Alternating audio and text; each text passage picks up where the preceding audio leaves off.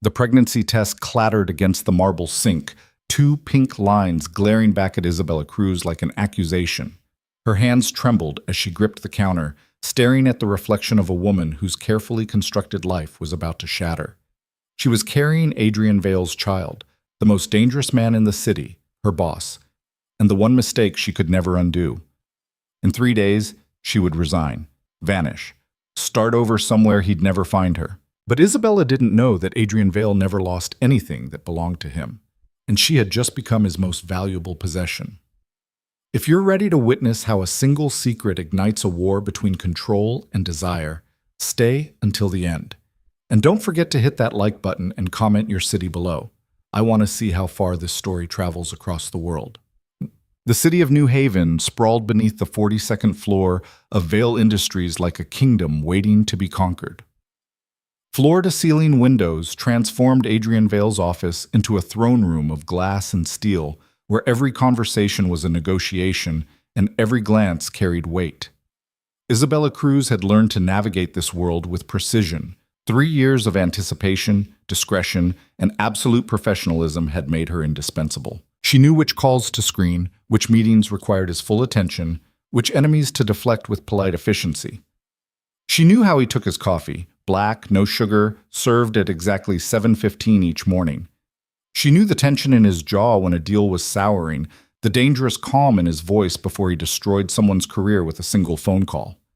What she hadn't known was how easily 3 years of discipline could unravel in a single night. Isabella sat at her desk in the executive suite's outer office, her fingers hovering over the keyboard as she stared at the resignation letter she'd drafted and deleted 17 times. The words blurred together, meaningless against the truth burning in her chest. I am writing to formally resign from my position as executive secretary to Mr. Adrian Vale, effective. Effective when? 2 weeks? Immediately? How did you give notice when leaving wasn't just a career change? It was survival. Ms. Cruz, Adrian's voice cut through her spiraling thoughts like a blade. She looked up to find him standing in the doorway of his office, one hand braced against the frame.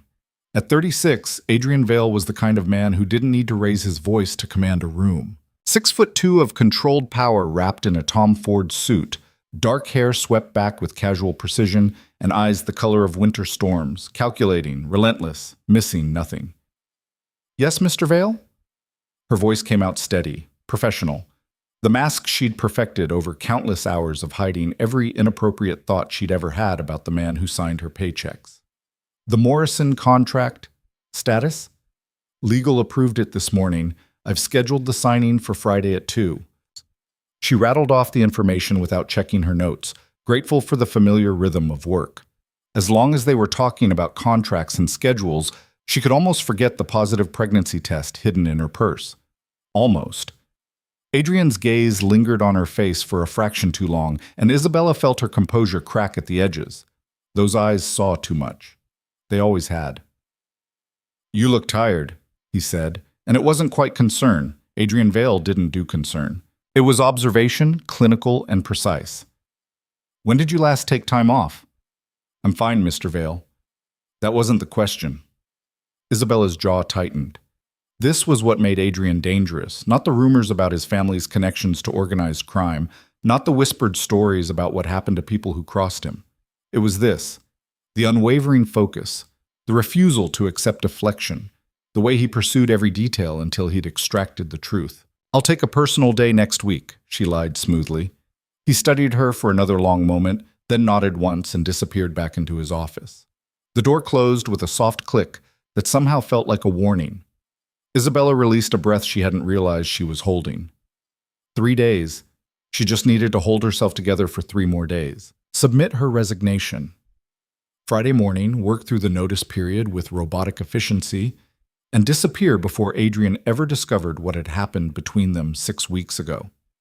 Before he learned about the consequence of one night when boundaries had dissolved and she'd stopped being his secretary and become something else entirely. 6 weeks earlier, the charity gala at the Metropolitan Museum had been a masterclass in power and persuasion. Isabella had watched Adrian work the room with the efficiency of a predator selecting prey. A handshake here, a carefully measured smile there, every interaction calculated to strengthen alliances or intimidate rivals. She'd been there in her professional capacity, managing his schedule, ensuring he made it to each critical conversation at precisely the right moment. Her black evening gown had been elegant but understated, chosen specifically not to draw attention. She was there to facilitate, not participate. But then Marcus Volkov had arrived. Isabella had felt the shift in atmosphere before she'd even seen him.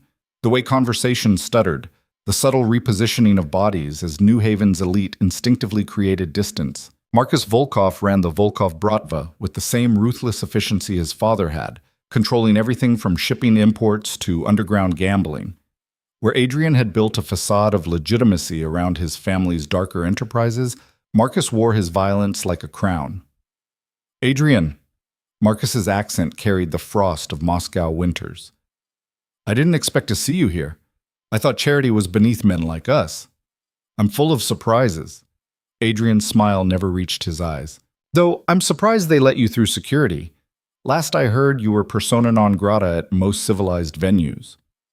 The two men had circled each other with predatory grace, their conversation a dance of veiled threats and political maneuvering. Isabella had remained 3 steps behind Adrian's left shoulder, close enough to intervene if needed, far enough to maintain professional distance. She'd seen Marcus's gaze slide toward her twice, assessing, calculating. The second time, his smile had carried an edge that made her skin crawl. Your secretary is beautiful, Adrian. Does she come with the corporate package, or is she independently contracted? The temperature in Adrian's eyes had dropped to absolute zero. Ms. Cruz is off limits, he'd said quietly. To everyone. Including you, Marcus, especially you.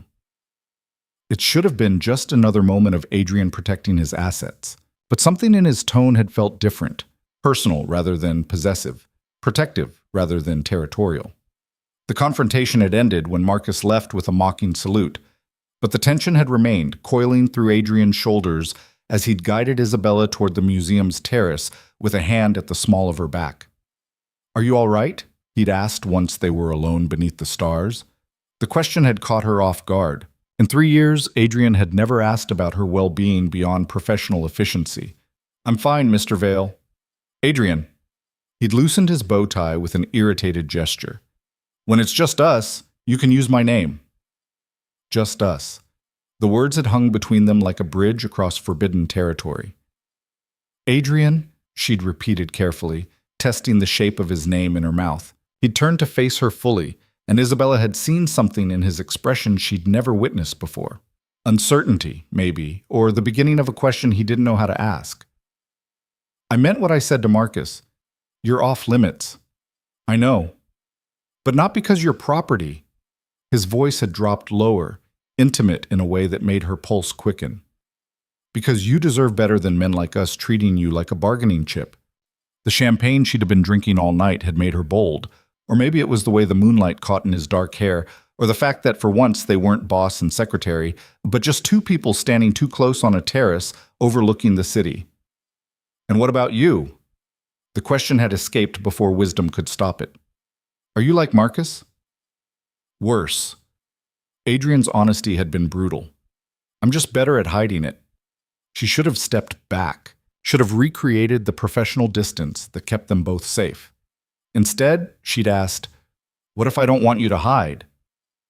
The kiss had been inevitable, months or maybe years of tension finally finding release. Adrian had framed her face with both hands, his touch surprisingly gentle for a man rumored to break bones without hesitation. When his mouth met hers, Isabella had tasted champagne and danger, and the complete destruction of every boundary she'd built. They'd left the gala separately, maintaining appearances. Met again in his penthouse apartment 30 minutes later, where words had become unnecessary and consequences felt like distant concerns.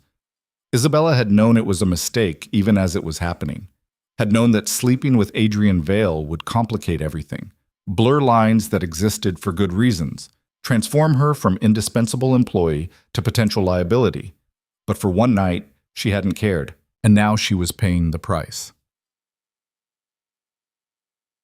Present day. The afternoon sun cast long shadows across Isabella's desk as she reviewed acquisition reports that all looked identical. Her focus had become unreliable lately, fracturing around the edges whenever her mind wandered toward the impossible situation growing inside her. She was 8 weeks pregnant. The doctor she'd seen at a clinic 3 towns over, far enough that no one would connect her to Adrian Vale, had confirmed it with brisk efficiency. Healthy pregnancy due in early spring. Here are your prenatal vitamins and a list of recommended obstetricians. As if this were normal. As if she weren't carrying the child of a man whose business rivals would weaponize this information without hesitation. Isabella pressed a hand to her still flat stomach, feeling nothing but fear and the weight of impossible choices. She couldn't keep working for Adrian while hiding this. He was too observant, too thorough.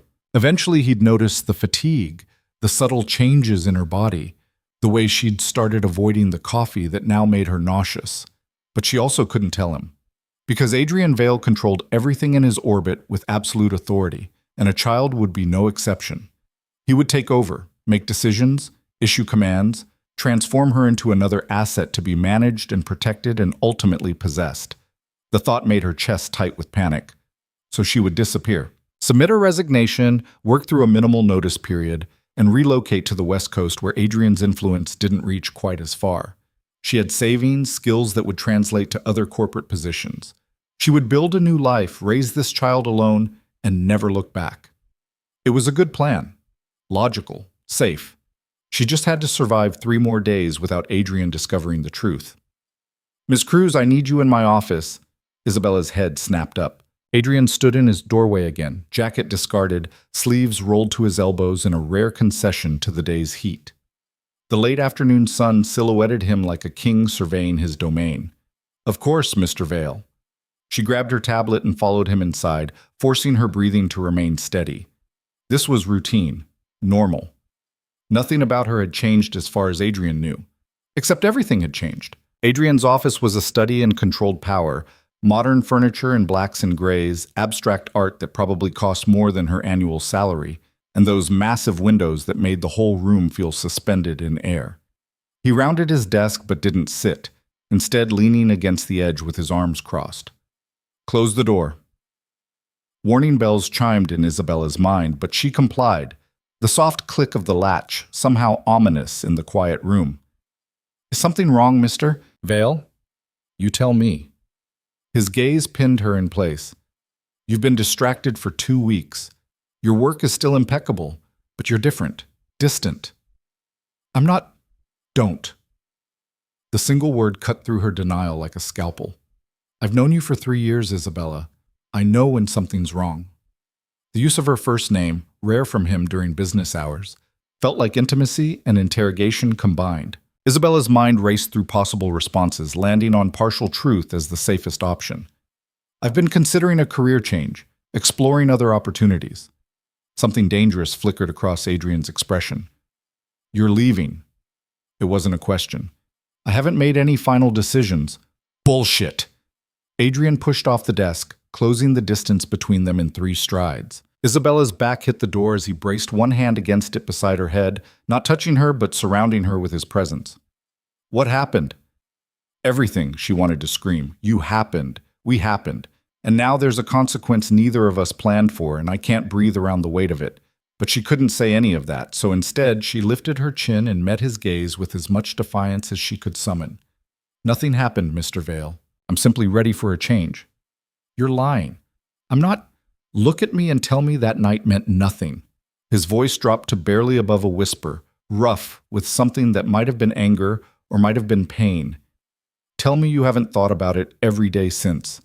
That you don't remember exactly how it felt when—" "Stop!" Isabella pressed both hands against his chest, feeling the rapid beat of his heart beneath her palms. "Please, don't make this harder than it already is." Adrian went very still. Harder than what, Isabella? She'd said too much, revealed the crack in her armor that he would now exploit with surgical precision, because that was what Adrian Vale did. He found weaknesses and pressed until they broke open. "I need to go." She tried to slide sideways along the door, but Adrian shifted with her, maintaining the cage of his body without actually restraining her. "Not until you tell me the truth." The truth? Hysteria bubbled up in her throat. The truth is that I made a mistake 6 weeks ago. We both did. And I'm trying to handle it before it destroys both our careers. Our mistake? Adrian's jaw tightened. Is that what you call it? What else would I call it? We crossed a line, Mr. Vale, and now I'm trying to uncross it before… Before what? The question hung in the air between them, heavy with implications Isabella couldn't afford to voice. Before you find out. Before this secret grows too large to hide.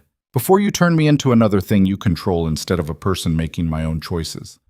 I'm submitting my resignation Friday, she said instead. 2 weeks' notice. Professional references appreciated but not required.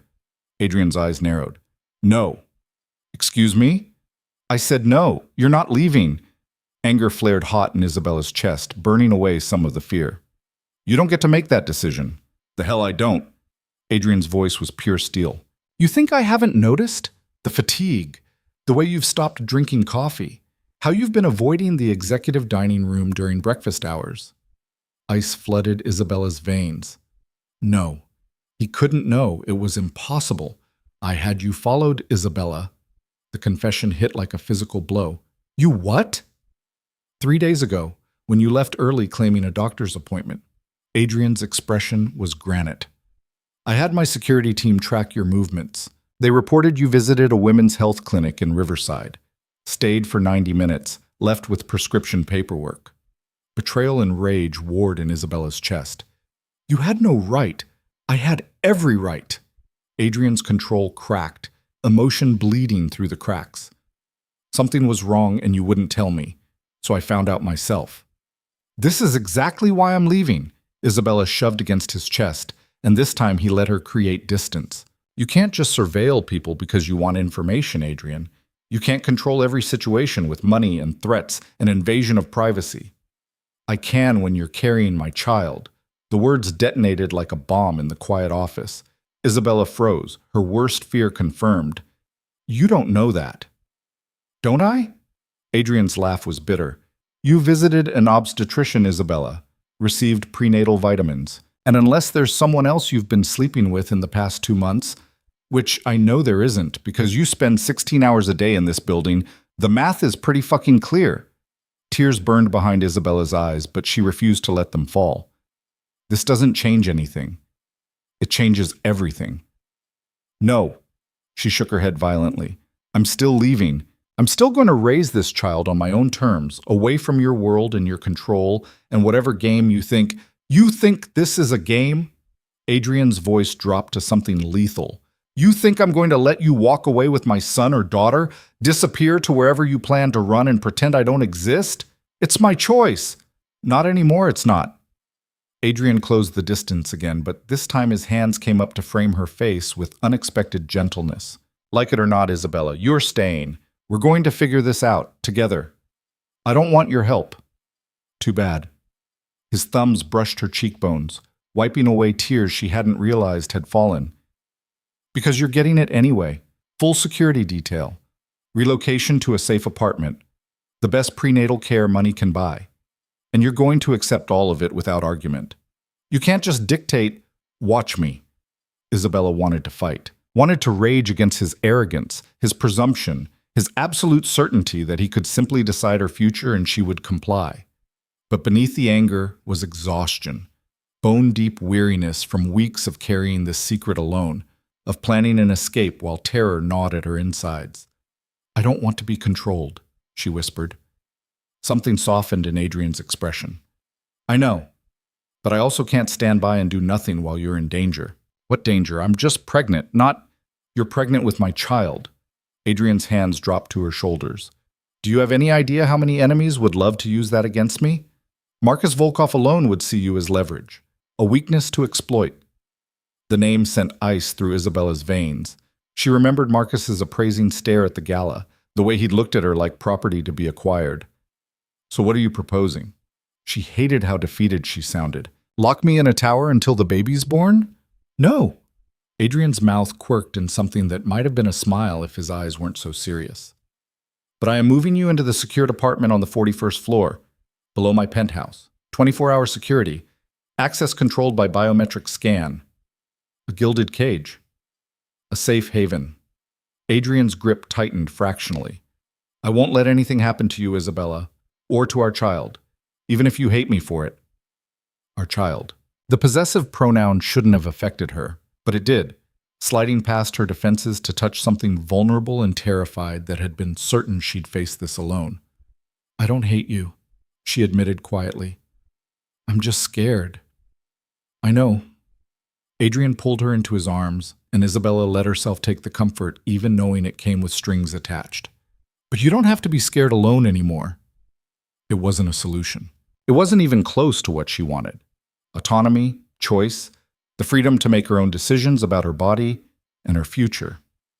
But as Adrian's heart beat steady beneath her cheek, and his hand came up to cradle the back of her head with unexpected tenderness, Isabella felt something inside her crack.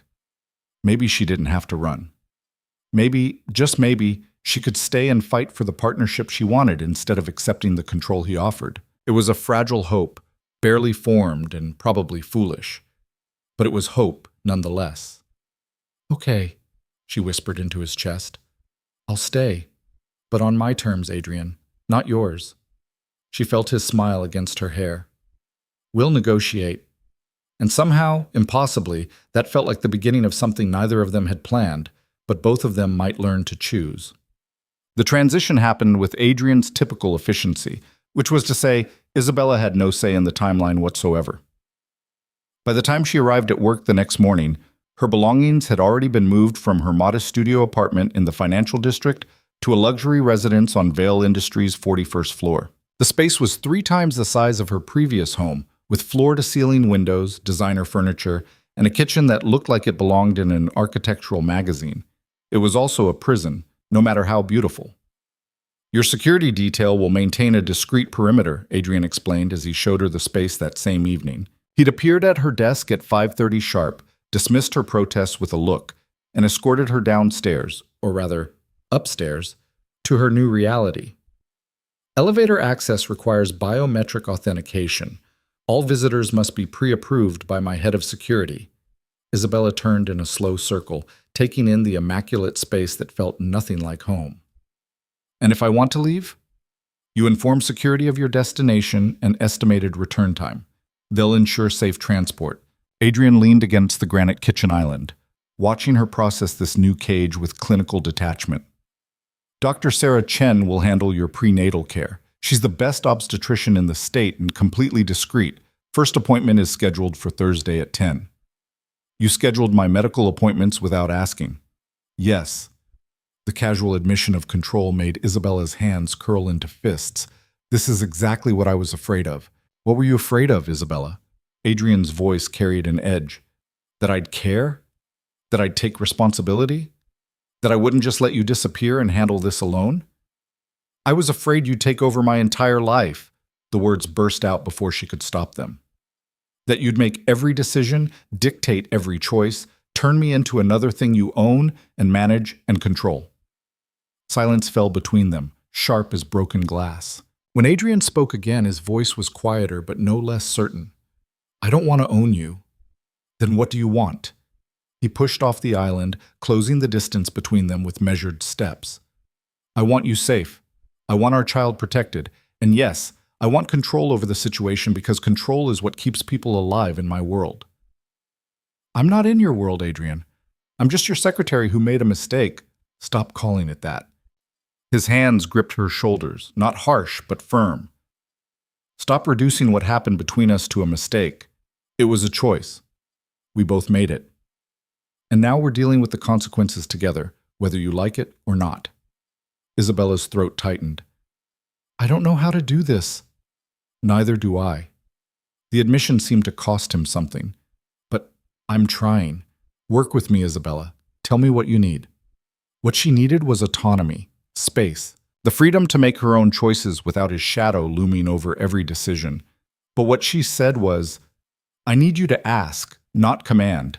I need to feel like I have a say in my own life. Adrian studied her face for a long moment, and something shifted in his expression, calculation giving way to something almost like understanding. Okay, he said finally. New approach. Would you like Dr. Chen to be your obstetrician, or would you prefer to choose your own? The question, the simple act of asking, felt like oxygen after drowning. "I'd like to meet her first," Isabella managed, "before making a decision." "Fair enough. I'll arrange an informal consultation." Adrian's hands slid from her shoulders to rest gently against her upper arms. "The security detail is non-negotiable, but we can discuss the parameters.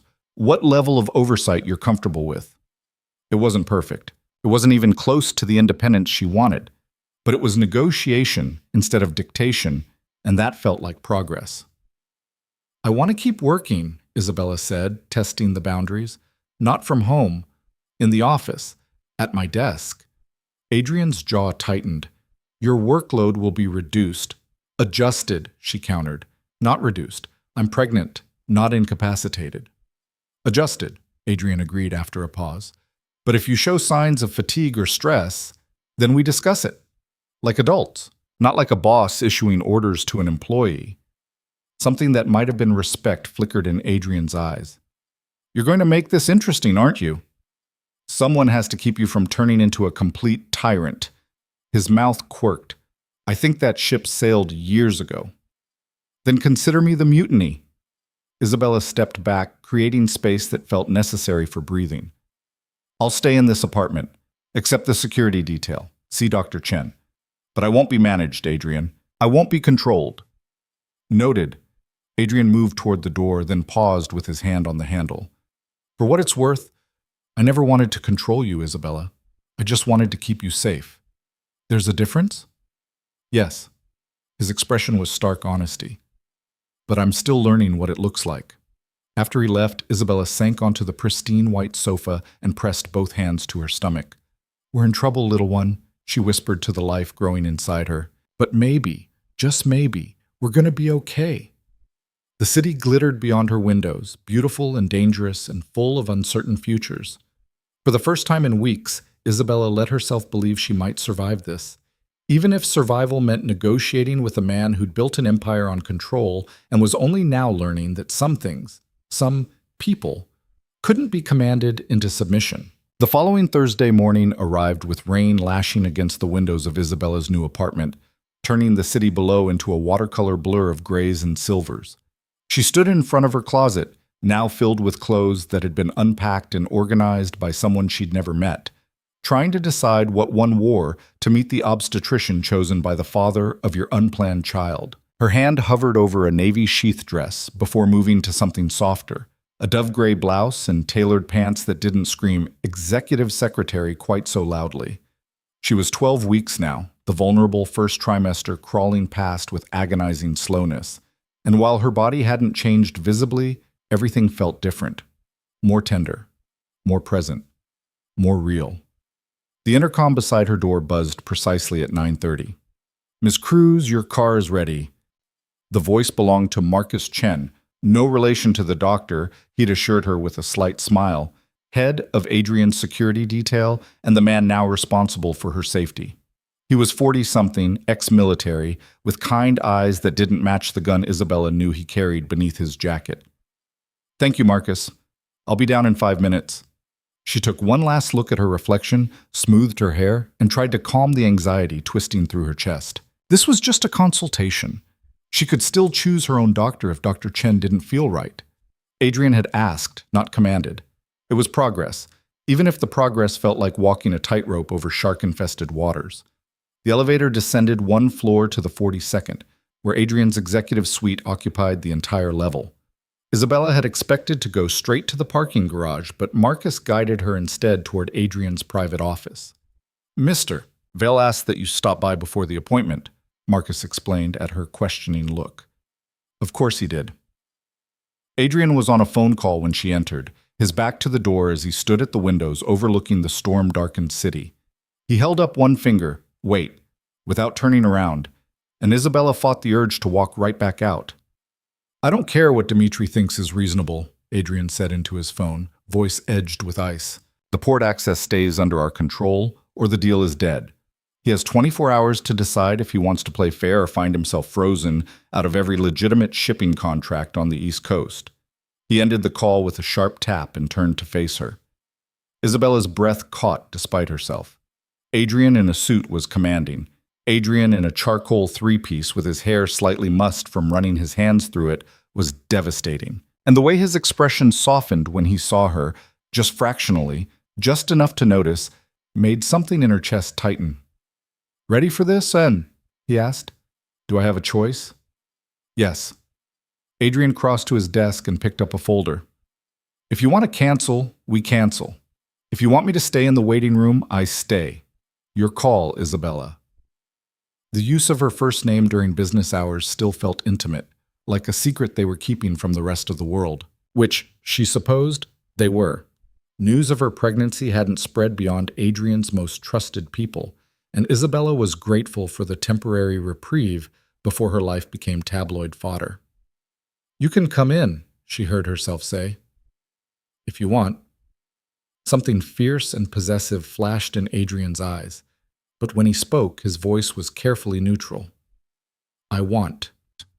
They rode down to the parking garage in silence, standing on opposite sides of the elevator like strangers observing appropriate personal space. But Isabella was hyper-aware of every breath he took, every slight shift of his weight, the way his gaze kept sliding toward her when he thought she wasn't looking.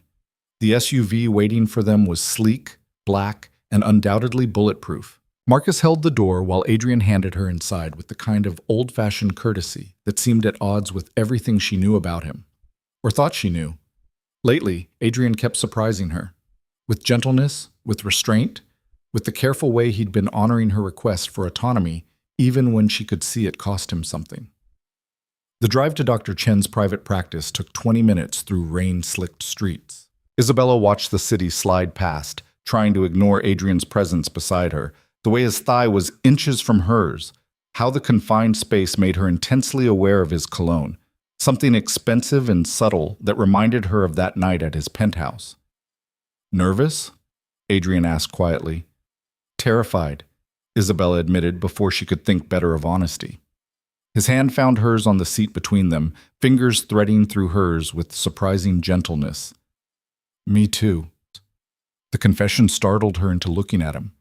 Adrian Vale didn't admit fear.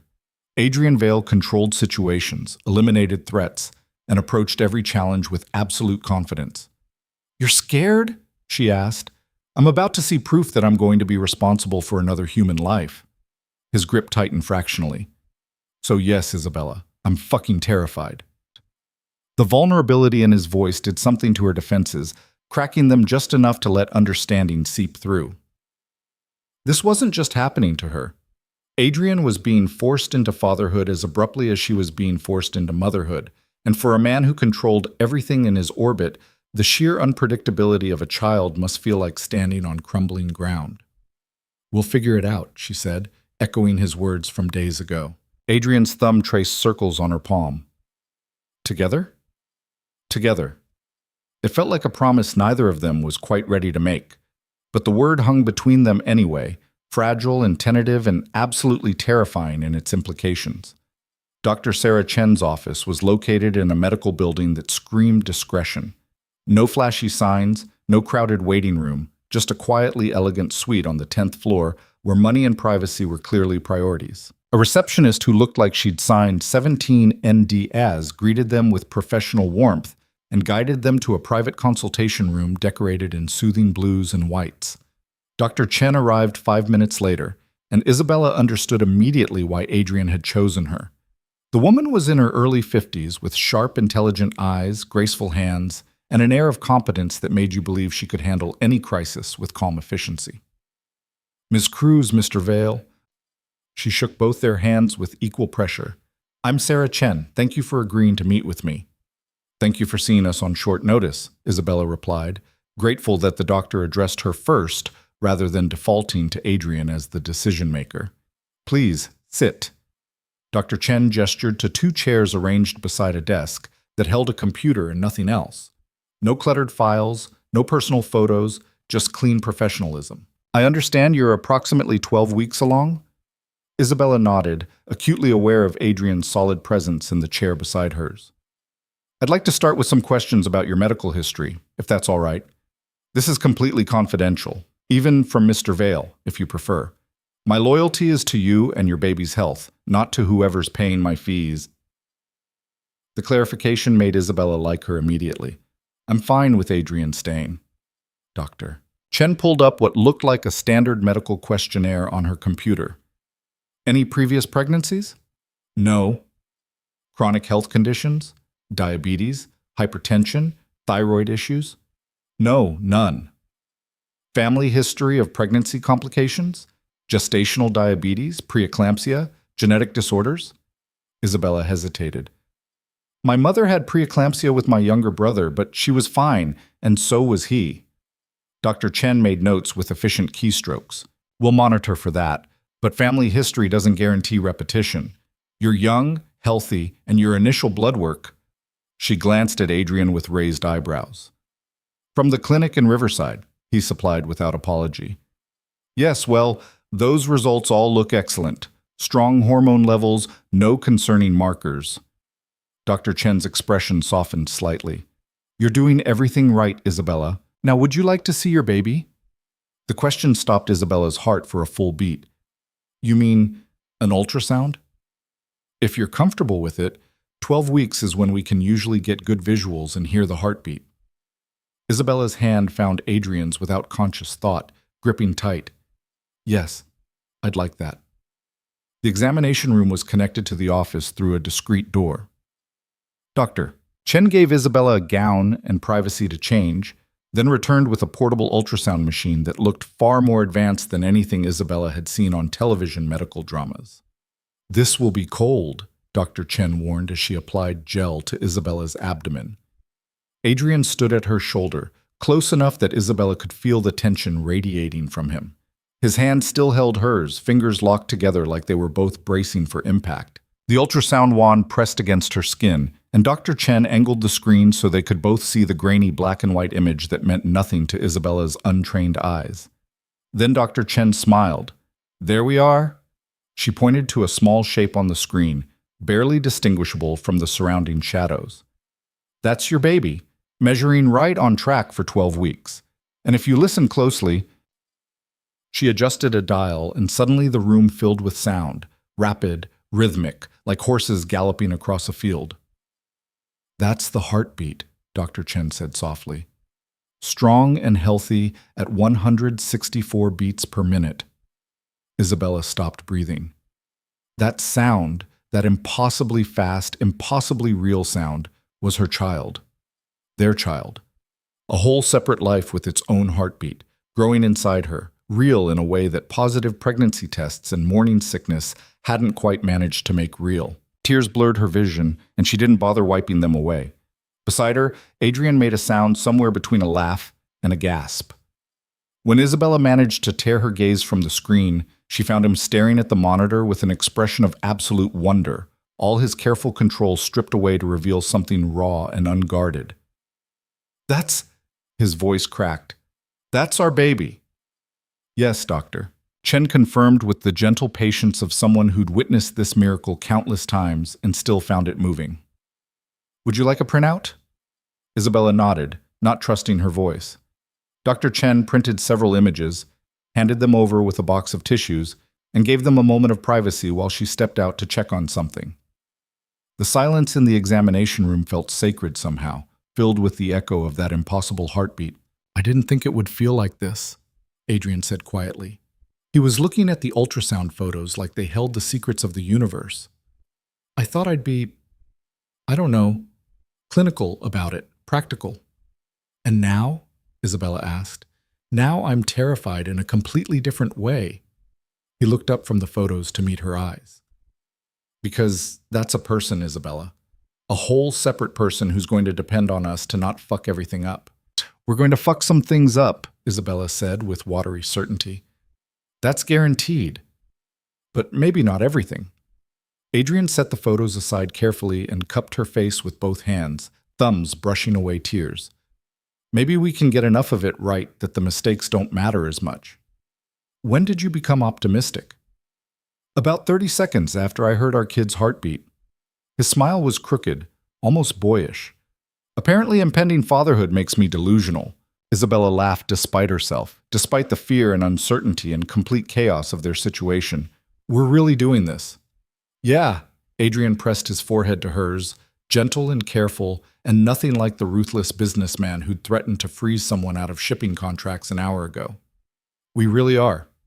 Dr. Chen returned with information packets, vitamin prescriptions, and a schedule for future appointments. She answered all of Isabella's questions with thorough patience and treated Adrian's protective intensity with amused tolerance.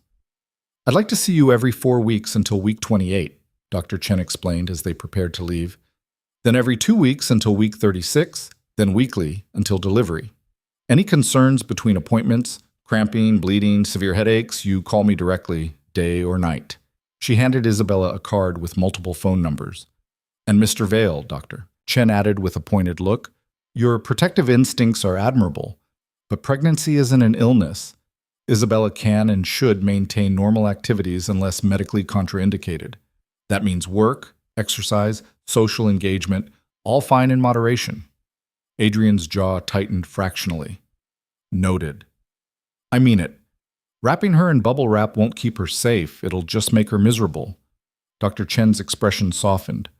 Trust her to know her own body. She's the expert on what she needs, not you. I'm still learning that, Adrian admitted. Well, you have about 6 months to figure it out. Dr. Chen shook both their hands again. Isabella, I'll see you in 4 weeks. Try not to let him boss you around too much in the meantime. Isabella liked her more with every passing minute. The drive back to Vale Industries was quieter than the trip out, but the silence felt different, less tense, more contemplative. Adrian kept the ultrasound photos in his hands, studying them like he was memorizing every grainy pixel. I want to tell people, he said as they pulled into the underground garage. Not the media, not yet, but my inner circle. People who need to know for security reasons. Isabella's stomach clenched. Once people know, there's no taking it back. I know, but keeping it secret makes you vulnerable. Adrian's gaze was steady and serious. If my enemies discover you're pregnant before I've prepared defenses, they'll see it as an opportunity to strike. If I control the narrative, establish protection protocols, make it clear that any threat to you is a declaration of war against me personally, then you're safer. The logic was sound, even if Isabella hated that her pregnancy had to be framed as a tactical concern. Who would you tell? She asked. Marcus and the security team, my attorney, maybe 3 trusted business associates who control key sectors of my operations. Adrian paused. And eventually, my family. Isabella's eyes widened. You have family? A sister in Boston, Elena. She's a surgeon, completely legitimate, wants nothing to do with the family business. Something fond crossed his expression. She's going to give me so much shit for this. The image of Adrian Vale having a normal sibling relationship was so incongruous with everything Isabella knew about him that she almost laughed. When were you planning to tell her? After the first trimester is safely passed. Elena lost a pregnancy 2 years ago at 14 weeks. I don't want to celebrate prematurely and then have to... He trailed off, but Isabella understood. Have to tell his sister about another loss. I'm sorry, she said quietly. About Elena. She's okay now, trying again with her husband. Adrian's hand found hers again, that gesture becoming familiar. But it taught me that nothing about this is guaranteed, so I'm trying not to plan too far ahead. Just take it one day at a time. It was the most unguarded he'd been since that night at his penthouse, all his careful control peeled back to show the uncertainty beneath. One day at a time, Isabella agreed, starting with today. And what do you need today? The question, that persistent, patient question that proved he was trying, made Isabella's chest tight. I need to work, she said. I need normal routine and familiar tasks and to feel like myself for a while instead of just an incubator. Adrian's mouth twitched. Noted, but you're eating lunch, a real lunch, not coffee and whatever's in the vending machine. Negotiable. Non-negotiable. Dr. Chen said you need proper nutrition. Doctor, Chen said I could maintain normal activities. Normal activities include eating, Isabella. She fought a smile. Fine. Lunch.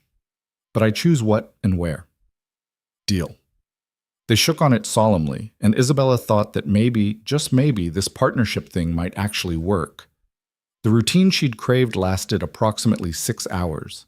Isabella had settled back into her desk with genuine relief, tackling the backlog of correspondence and scheduling that had accumulated during her doctor's appointment. Adrian had retreated to his office for back-to-back conference calls, and for a few blessed hours everything felt normal. Then Marcus appeared at her desk with an expression that made her heart drop. "Ms. Cruz, we need to relocate you to the secure conference room, now." "What's wrong?" "Potential threat." "Mr. Vale is already there. This way, please." There was no room for argument in Marcus's tone, and Isabella had learned enough about security protocols to know that questions could wait until she was somewhere safe. She followed him to a windowless conference room 3 doors down from Adrian's office, where Adrian was already pacing like a caged predator. "What happened?" Isabella demanded. Adrian looked up, and the cold fury in his eyes made her take an involuntary step back. Marcus Volkov sent flowers. It took a moment for the words to make sense. "Flowers? To your new apartment, with a card congratulating you on your delicate condition." Adrian's voice was Arctic ice. "He knows, Isabella. He knows you're pregnant, and he's making sure I know he knows." Terror flooded through her veins, cold and paralyzing.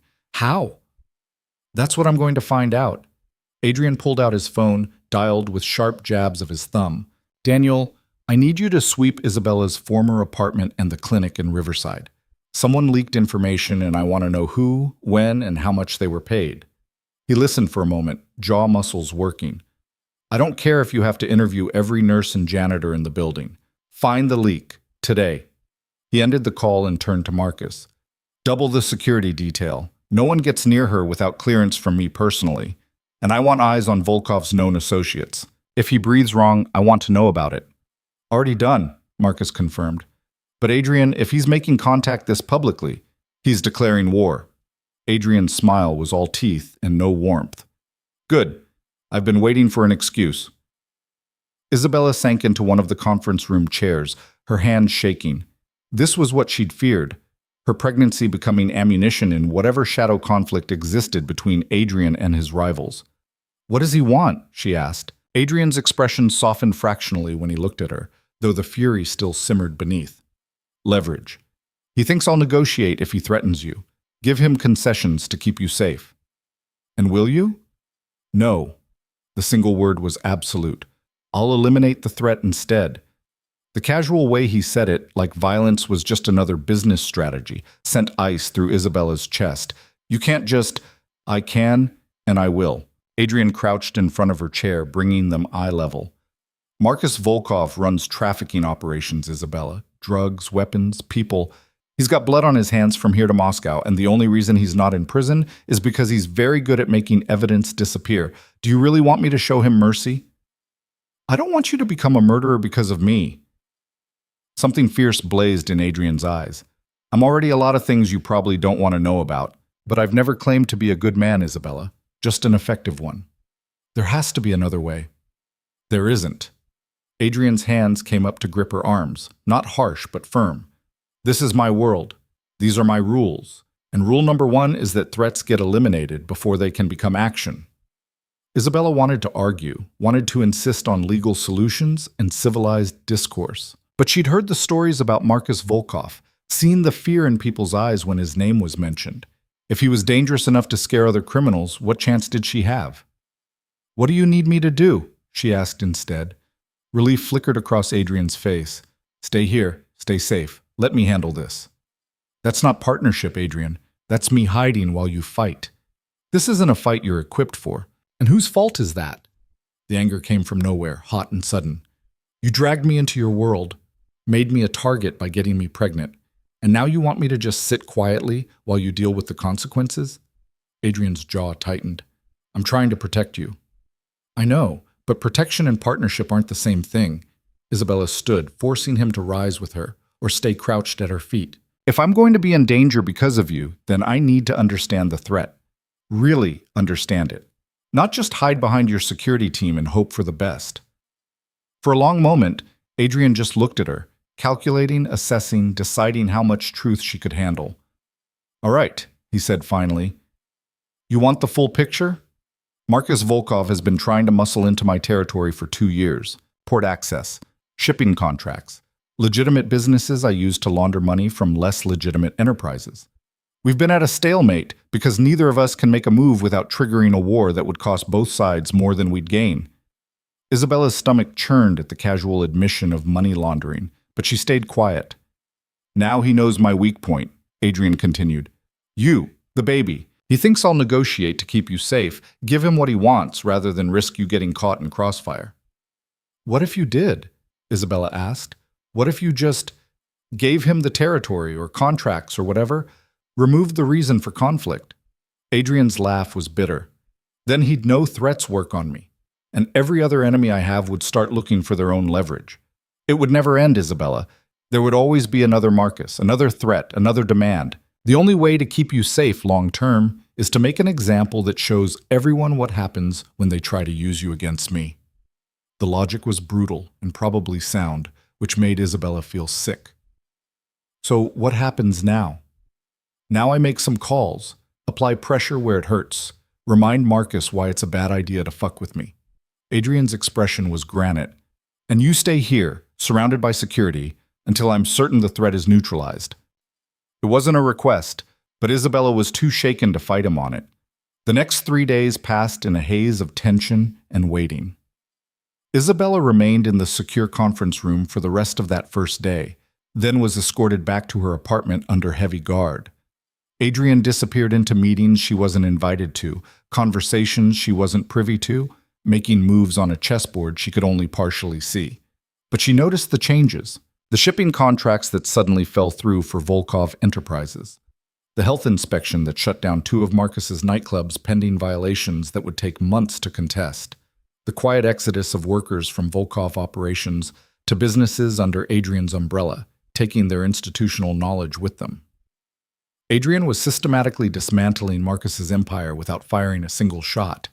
And through it all, he checked on Isabella with almost obsessive frequency. Text messages every few hours. Visits to her apartment between meetings. One night he showed up at 11 with Thai food and shadows under his eyes, collapsing on her sofa like exhaustion had finally caught up with him. You should sleep, Isabella had said, setting plates on the coffee table. Can't. My brain won't shut off. Adrian rubbed his eyes with the heels of his hands. Every time I close them, I see scenarios. Things that could go wrong. Ways Marcus could get to you. Isabella settled beside him, close enough that their thighs touched. I'm okay, Adrian. Your security team is thorough to the point of suffocation. Good. I told them to be. They ate in silence for a while, the tension of the past days settling between them like a third presence. I'm sorry, Adrian said eventually, for all of this, for making you a target. You didn't make me anything. I chose to sleep with you. You chose one night. Not a lifetime of security threats and enemy surveillance and having to live in a fortress. He set down his fork, appetite apparently gone. This isn't what you signed up for. No, Isabella agreed, but neither is a baby, and we're handling that. So we'll handle this too. Adrian turned to look at her, something vulnerable in his expression. You keep saying we, because it is we. Isabella reached for his hand, threading their fingers together in a gesture that had become familiar. You don't get to shoulder all of this alone just because you think you should. We're partners, remember? Even when it's hard, especially when it's hard. I don't know how to do that, Adrian admitted quietly. Let someone else carry part of the weight. Then learn. Isabella squeezed his fingers. Because I'm not going anywhere, and I refuse to watch you burn yourself out trying to protect me from everything. He studied their joined hands for a long moment. You're stronger than I gave you credit for. Most women are. Men just don't notice because they're too busy trying to control everything. Adrian's laugh was surprised and genuine. Point taken. He stayed that night, fully clothed on top of her bed covers while Isabella slept beside him. It wasn't sexual, just comfort, presence, the reassurance of not being alone in the darkness.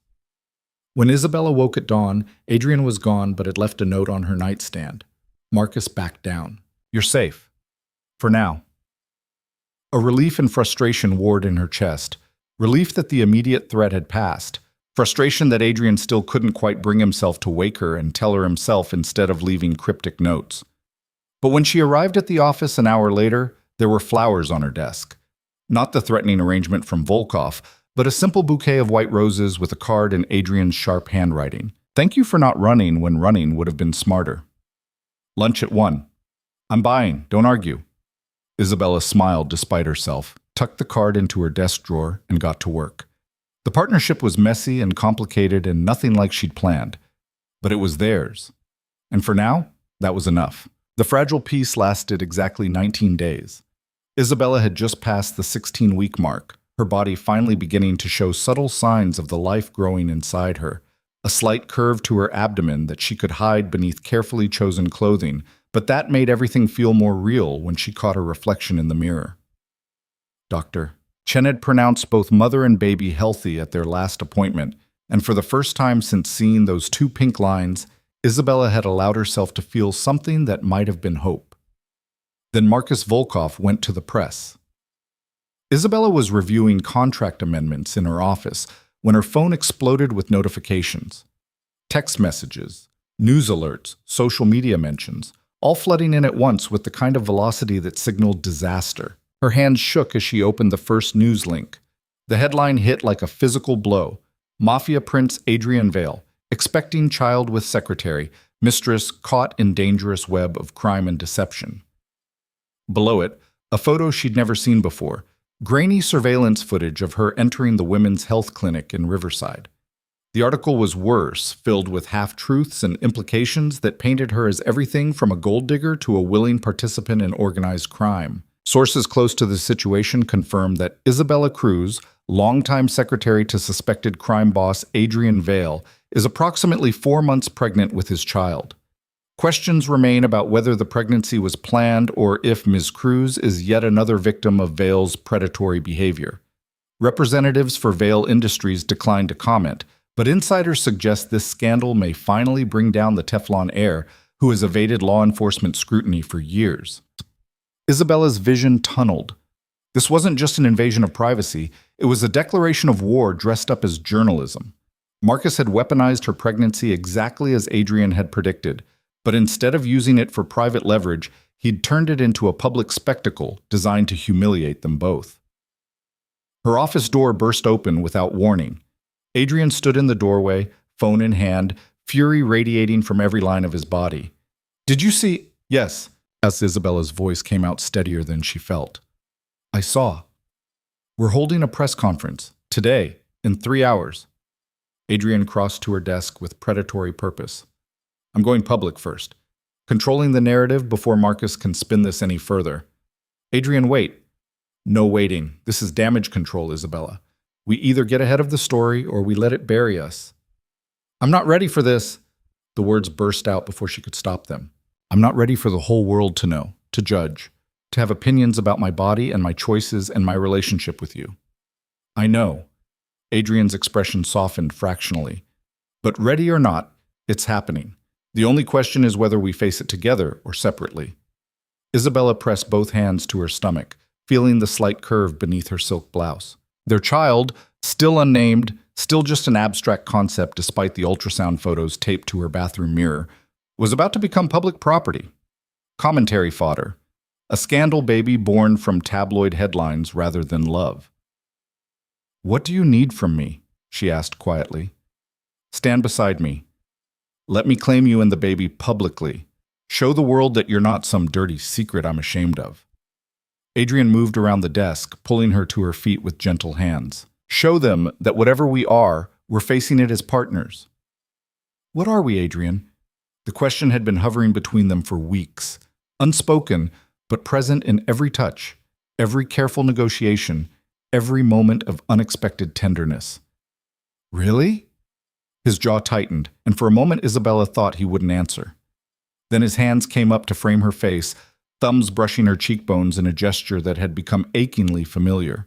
"I don't know what to call this," he admitted. "We started as employer and employee, became lovers for one night. Now we're having a baby and living in the same building, and I can't go 3 hours without checking on you. So you tell me, Isabella, what are we?" "Complicated," she whispered. "Yeah, His smile was crooked. We're definitely that. But are we together? Are we just co-parenting? Are we... Adrian kissed her, cutting off questions neither of them knew how to answer. It wasn't like their first kiss at the gala, desperate and hungry and fueled by champagne courage. This was slower, deeper, filled with all the uncertainty and possibility of whatever they were becoming. When he pulled back, his forehead rested against hers, their breath mingling in the small space between them. We're figuring it out, he said. And right now, that's enough, okay? It had to be. The press conference was scheduled for 4 o'clock at Vail Industries' main conference room, the one with the glass walls and city views that made everything feel both exposed and untouchable. Adrian's PR team had spent 2 hours preparing talking points, coaching Isabella on how to deflect invasive questions, creating a united front that would satisfy the media without revealing anything they didn't want public. Isabella changed into a navy dress that accommodated her growing abdomen without advertising it, touched up her makeup to hide the shadows of stress under her eyes, and tried to calm the panic clawing at her throat. Marcus appeared at her door 15 minutes before showtime. Ready? Adrian's head of security asked gently. Not even remotely. Good. That means you're taking this seriously. He offered her a slight smile. For what it's worth, you're going to do great. Just remember, you don't owe them anything beyond what you choose to share. Isabella nodded, not trusting her voice. The conference room was packed with reporters when she and Adrian entered together, his hand at the small of her back, both of them projecting confidence neither fully felt. Camera flashes erupted like lightning. Questions shouted over each other in a cacophony of aggressive curiosity. Adrian led her to a podium set up at the front of the room, then stepped up to the microphone with the kind of commanding presence that could silence a room through sheer force of will. Thank you all for coming on short notice, he began, voice carrying easily over the crowd. I'm aware that certain media outlets have published stories today regarding my personal life. Rather than allow speculation and half-truths to dominate the narrative, I'm here to provide facts. He paused, letting the silence build, every eye in the room fixed on him with predatory attention. Isabella Cruz and I are expecting a child together, due in early spring. This is a wanted pregnancy that we are both committed to and excited about. Adrian's gaze swept the room, daring anyone to challenge him. Any suggestion that Ms. Cruz is a victim, or that this situation is anything other than 2 consenting adults navigating an unexpected but welcome development is categorically false. A dozen hands shot up, reporters shouting questions. Mr. Vail, how long have you been in a relationship? Is Ms. Cruz still employed by Vail Industries? What do you say to allegations that you've used your position of power? Adrian held up one hand, and somehow the room quieted. Ms. Cruz will address questions about her role at Vail Industries, he said, stepping back from the microphone and gesturing for Isabella to take his place. Her legs felt like water as she approached the podium, but she kept her spine straight and her expression composed. This was just another presentation, just another professional performance. Except it wasn't, and everyone in the room knew it. I've served as Mr. Vail's executive secretary for 3 years, Isabella said, gripping the podium edges to keep her hand steady. During that time, I've maintained absolute professionalism and discretion. My pregnancy does not change my capability or commitment to my work. Are you still employed in the same capacity? A reporter in the front row called out. My role has been adjusted to accommodate my changing needs, but yes, I continue to work for Vail Industries. Adjusted how? Isabella felt Adrian tense beside her, but she answered before he could intervene. Reduced hours. More flexible scheduling, the same accommodations any employer should provide for pregnant employees. Is Mr. Vail the father? The question came from a woman in the back, her tone sharp with implication. Yes. Isabella met the reporter's gaze steadily. And before you ask, no, I was not coerced. No, this wasn't planned. And no, I'm not interested in discussing the intimate details of how or when this child was conceived. Next question.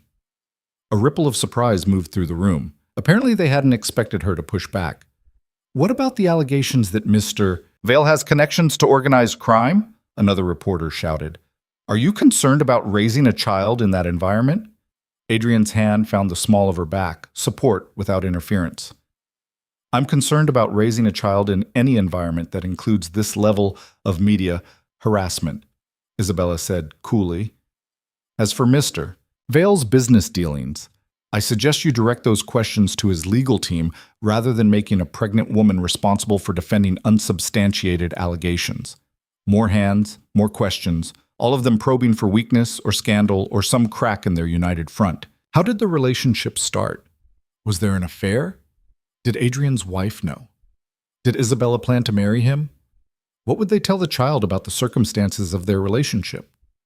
Adrian fielded the questions with practiced ease, revealing nothing beyond carefully crafted statements that satisfied curiosity without feeding it. When a reporter got too aggressive, demanding to know if Isabella had trapped Adrian with the pregnancy, Adrian shut down the entire conference with cold finality. "This press conference is over," he announced. "Any further questions can be directed to our communications department. And let me be absolutely clear, Ms. Cruz is off limits. Any harassment, stalking, or invasion of her privacy will be met with immediate legal action. Do I make myself understood?" The warning in his voice was unmistakable. They left the conference room together, Isabella's hand finding Adrian's without conscious thought as they navigated through the throng of reporters still shouting questions. Marcus and two other security personnel formed a protective barrier around them, and by the time they reached the elevator, Isabella's entire body was shaking with adrenaline crash. The doors closed on the chaos, leaving them in sudden quiet. "You were magnificent," Adrian said, turning to face her fully. "I was terrified. Terrified and magnificent aren't mutually exclusive." He pulled her into his arms, and Isabella went willingly, pressing her face into his chest and letting his solid presence anchor her. "You handled those vultures better than most politicians I know." "They're going to tear us apart in print," Isabella mumbled into his shirt. "Let them try." Adrian's hand stroked her hair, gentle and soothing. "We know the truth. The people who matter know the truth. Everyone else is just noise." Isabella wanted to believe him, wanted to think that public opinion wouldn't matter, that they could weather this storm through sheer force of will and careful PR management. But the next 3 days proved her instincts right. The media coverage was relentless and brutal. Think pieces about power dynamics and workplace harassment, speculation about Isabella's motives, gold digger or victim, depending on which outlet you read. Dredged up history about Adrian's family connections, his father's alleged crimes, insinuations about blood money and dirty empires. Isabella's social media accounts, previously private and unremarkable, were flooded with messages ranging from supportive to vicious. Strangers had opinions about her body, her choices, her relationship. Someone created a Reddit thread analyzing her manipulation tactics. A tabloid ran a photo of her leaving the doctor's office with a headline screaming, "Baby bump or burrito."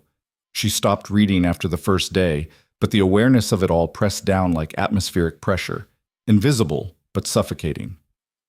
Adrian, predictably, responded by tightening security to the point of absurdity. Isabella couldn't leave her apartment without 3 guards. Couldn't go to the corner coffee shop without Marcus or one of his team hovering 2 steps behind.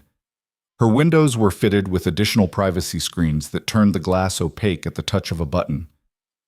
"This is insane," she told Adrian on the 4th night, when he showed up at her door with dinner and found her pacing the apartment like a caged animal. "I feel like I'm in prison." "You're safe," he countered, setting takeout containers on her kitchen island. "Safe and suffocating are not the same thing, Adrian."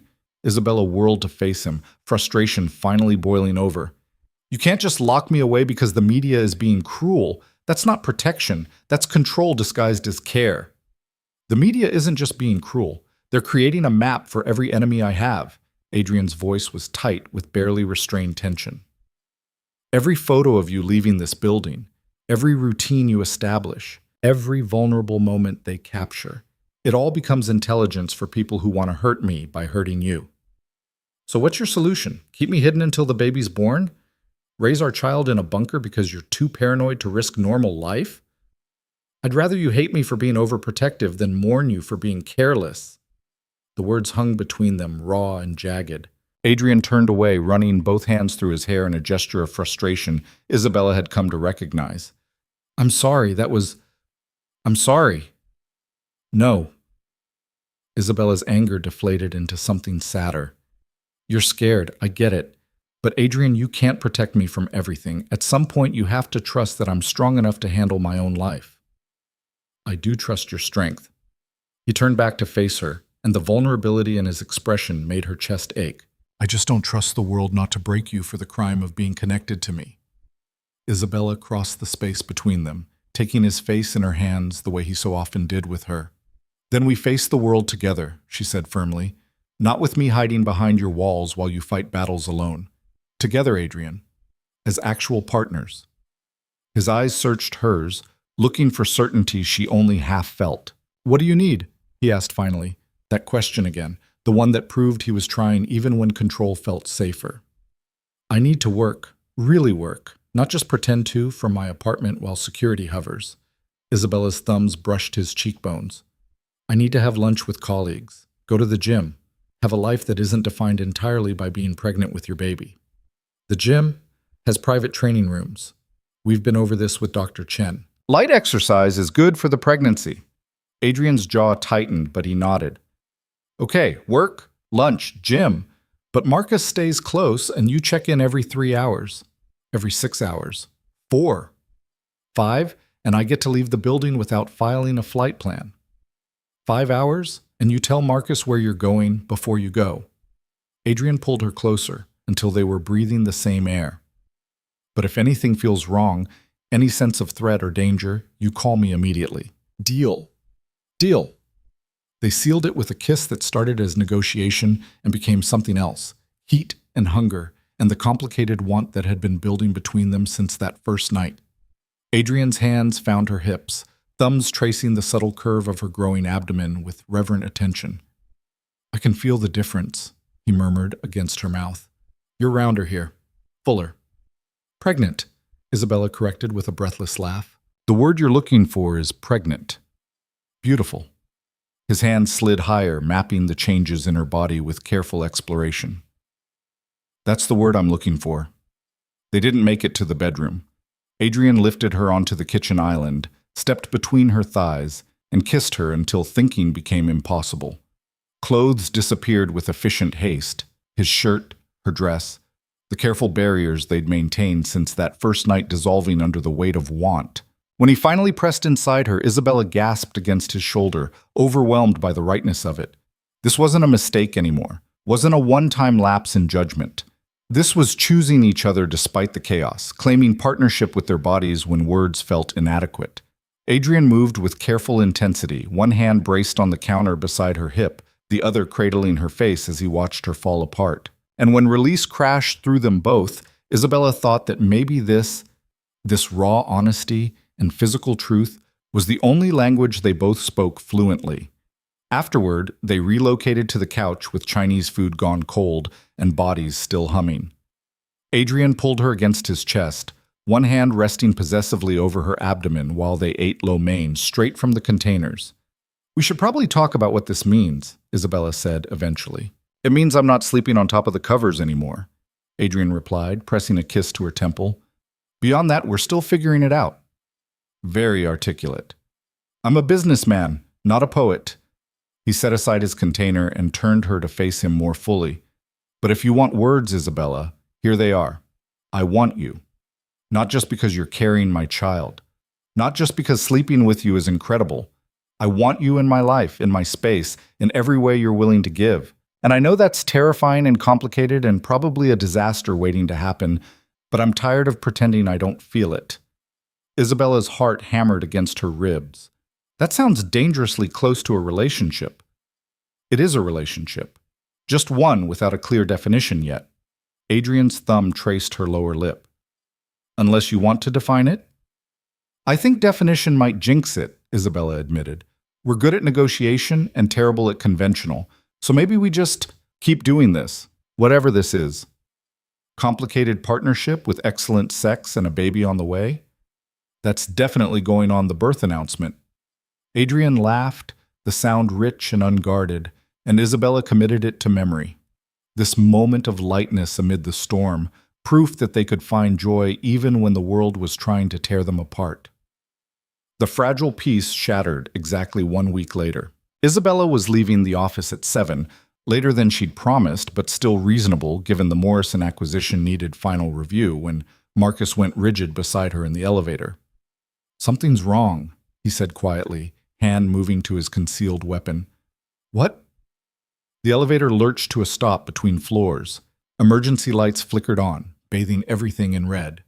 Isabella's heart slammed into her throat. Is this normal? No. Marcus was already on his phone, speaking in clipped tones to whoever was on the other end. We have a situation. Elevator 3 is disabled between 41st and 42nd floors. Get Adrian down here now and sweep the building for unauthorized access. The lights flickered again, then went out entirely, plunging them into darkness. Isabella's breathing came too fast, panic clawing at her chest. This was it. This was the attack Adrian had been preparing for, the threat Marcus Volkov had promised. Stay behind me, Marcus ordered, positioning himself between Isabella and the elevator doors. And whatever happens, do not leave my sight. Footsteps echoed above them, on top of the elevator car. Someone was moving around up there, deliberate and purposeful. Marcus's gun came out, aimed at the ceiling panel where access would come. If they breach, you run for the emergency hatch and you don't look back, he told Isabella. Understood? I'm not leaving you. You're protecting that baby. That's your job. Mine is keeping you alive long enough to deliver it. Marcus's voice was steel. So when I say run, you run. Promise me. Isabella nodded, throat too tight for words. The ceiling panel rattled. Once. Twice. Then Adrian's voice cut through the darkness, sharp with command. Marcus, stand down. It's me. Relief flooded through Isabella so intensely she nearly collapsed. The panel lifted and Adrian's face appeared in the gap, illuminated by emergency lighting from the floor above, expression fierce with protective fury.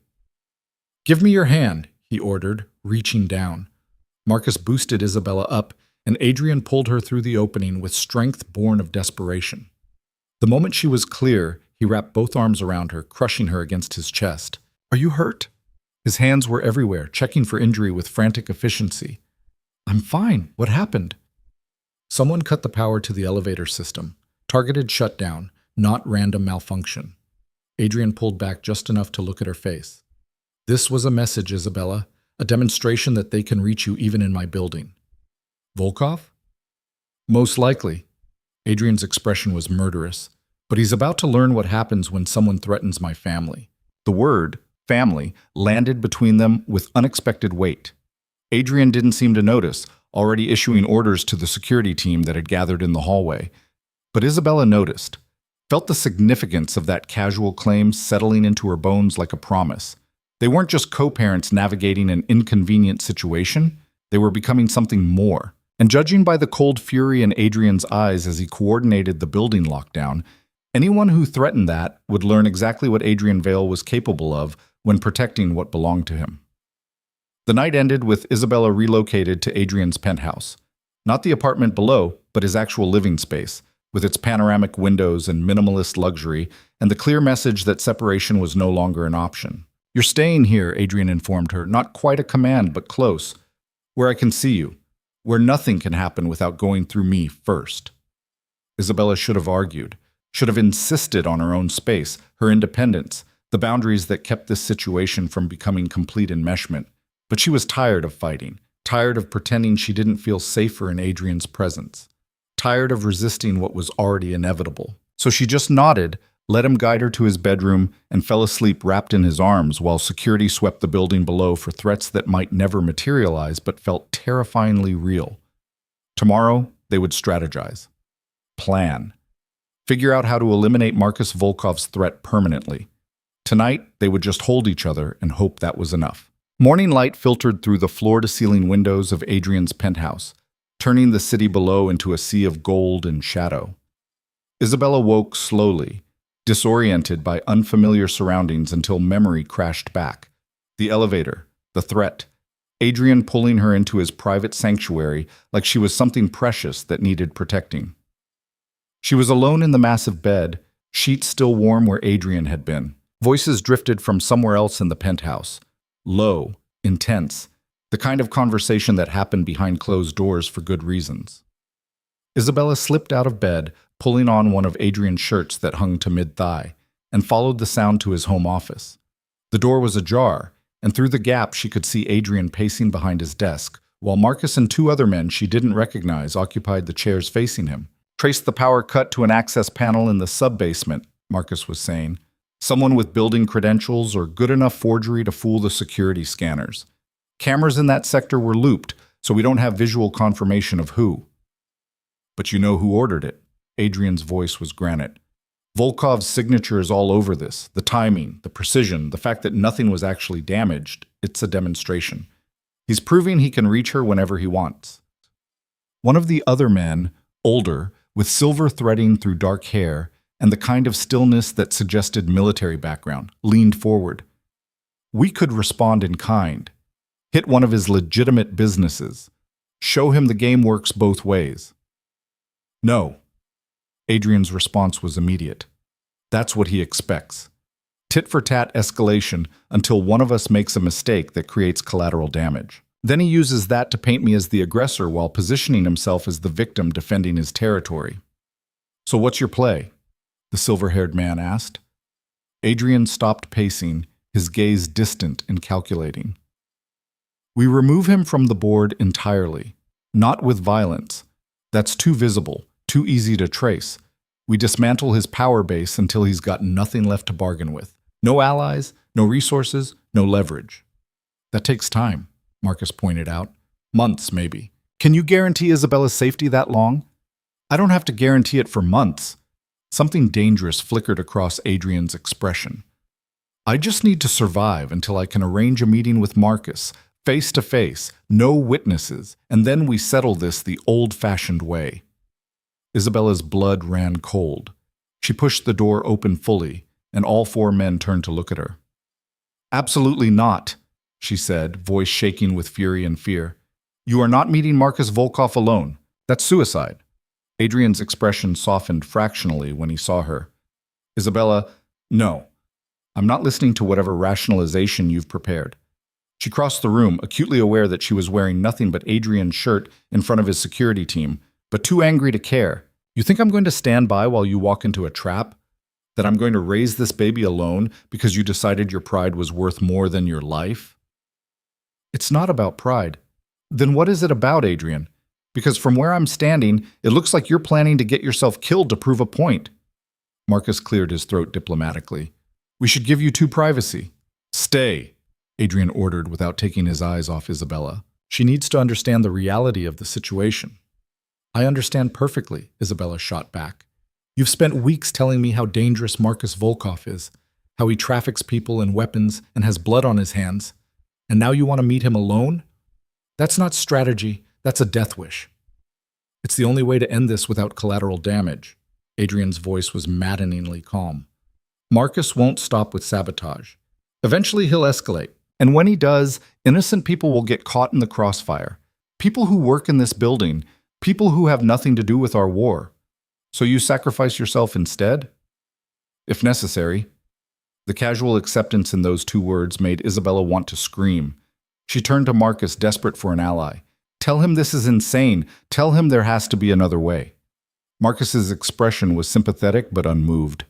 In Adrian's world, this is how things get resolved. Two leaders, one conversation, clear terms. And if that conversation ends with him dead? Then I make sure Marcus doesn't leave that meeting alive either, Marcus said quietly. But it won't come to that. Adrian survived worse. Isabella looked between the three men, all of them nodding along to this suicidal plan like it was perfectly reasonable, and felt her composure crack. I can't do this. She backed toward the door, hands shaking. I can't watch you plan your own murder and pretend it's noble. I won't. Isabella. Adrian moved toward her, but she held up one hand to stop him. No. You want to make decisions about your life? Fine. But don't ask me to stand here and support them when they're this reckless. Tears burned hot down her cheeks, and she didn't bother wiping them away. I'm going back to my apartment. When you're done playing Russian roulette with Marcus Volkov, you know where to find me. She made it to the bedroom before Adrian caught up, his hand closing gently around her wrist. Let me go, she said, not turning around. Not until you listen. Adrian's voice was rough. Please, Isabella, just listen. She went still, giving him that much even as fury and terror warred in her chest. I'm not trying to get myself killed, Adrian said quietly. I'm trying to keep you safe. to keep our child safe. And sometimes that means taking risks that feel unacceptable because the alternative is worse. The alternative to you dying is not worse. The alternative is Marcus escalating until he kidnaps you. Adrian's grip tightened fractionally. Until he holds you hostage to force my compliance. Until our baby becomes leverage in a war you never asked to be part of. That's the alternative, Isabella. That's what happens if I don't end this now. She finally turned to face him, and the anguish in his expression nearly broke her. I can't lose you, she whispered. I know we're complicated and undefined and probably a disaster, but I can't lose you, Adrian. Not now. Not when I'm just starting to believe we might actually work. His hands came up to frame her face, thumbs brushing away tears with infinite gentleness. You're not going to lose me. I'm too stubborn to die, and I've got too much to live for now. You can't promise that. No, he admitted, but I can promise I'll do everything in my power to come back to you, to both of you. His hand slid down to rest over her abdomen, where their child grew beneath layers of skin and muscle and fear. I'm not leaving my family, Isabella. Not voluntarily, not ever. There was that word again, family, casual and certain, like it was the simplest truth in the world. Isabella pressed her forehead to his chest, breathing in his scent, trying to memorize the solid reality of him in case her worst fears came true. When? She asked. Tomorrow night. Neutral ground. The old warehouse district by the docks. Adrian's hand stroked her hair. Marcus agreed to the meeting an hour ago. Just the two of us. No weapons. No backup. We talk. We negotiate. We end this like civilized people. And if negotiation fails, then we improvise. Adrian pulled back enough to meet her eyes. But either way, by this time tomorrow, the threat is over. You can live without looking over your shoulder. Our baby can grow up safe. That's worth any risk. Isabella wanted to argue more, wanted to lock him in the penthouse and refuse to let him leave. But she could see the determination in every line of his face, the absolute certainty that this was the only path forward. So instead, she pulled him down into a kiss that tasted like tears and desperation and all the words she couldn't bring herself to say. When they finally broke apart, both breathing hard, Isabella pressed her palm flat against his chest. Come back to me, she demanded. That's not a request, Adrian.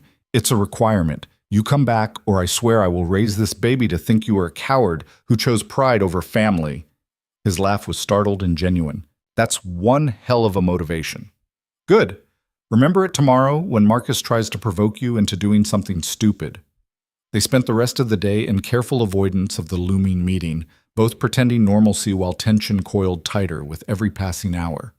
Adrian worked from his home office, while Isabella commandeered his living room for her own laptop and files.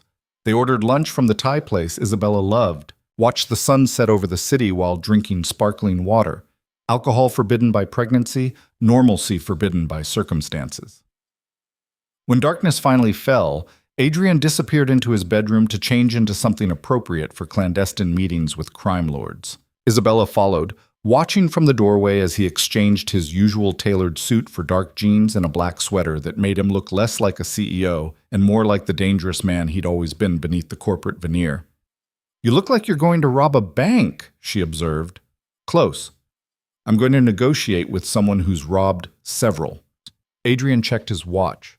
Expensive, understated, the kind of detail that separated him from men like Marcus, who flaunted wealth like weapons. Marcus will be there in 90 minutes. And you're going alone. Yes. With no weapon. Those were the terms. Isabella crossed the room and took his face in both hands, forcing him to meet her eyes. I love you. The words hung between them.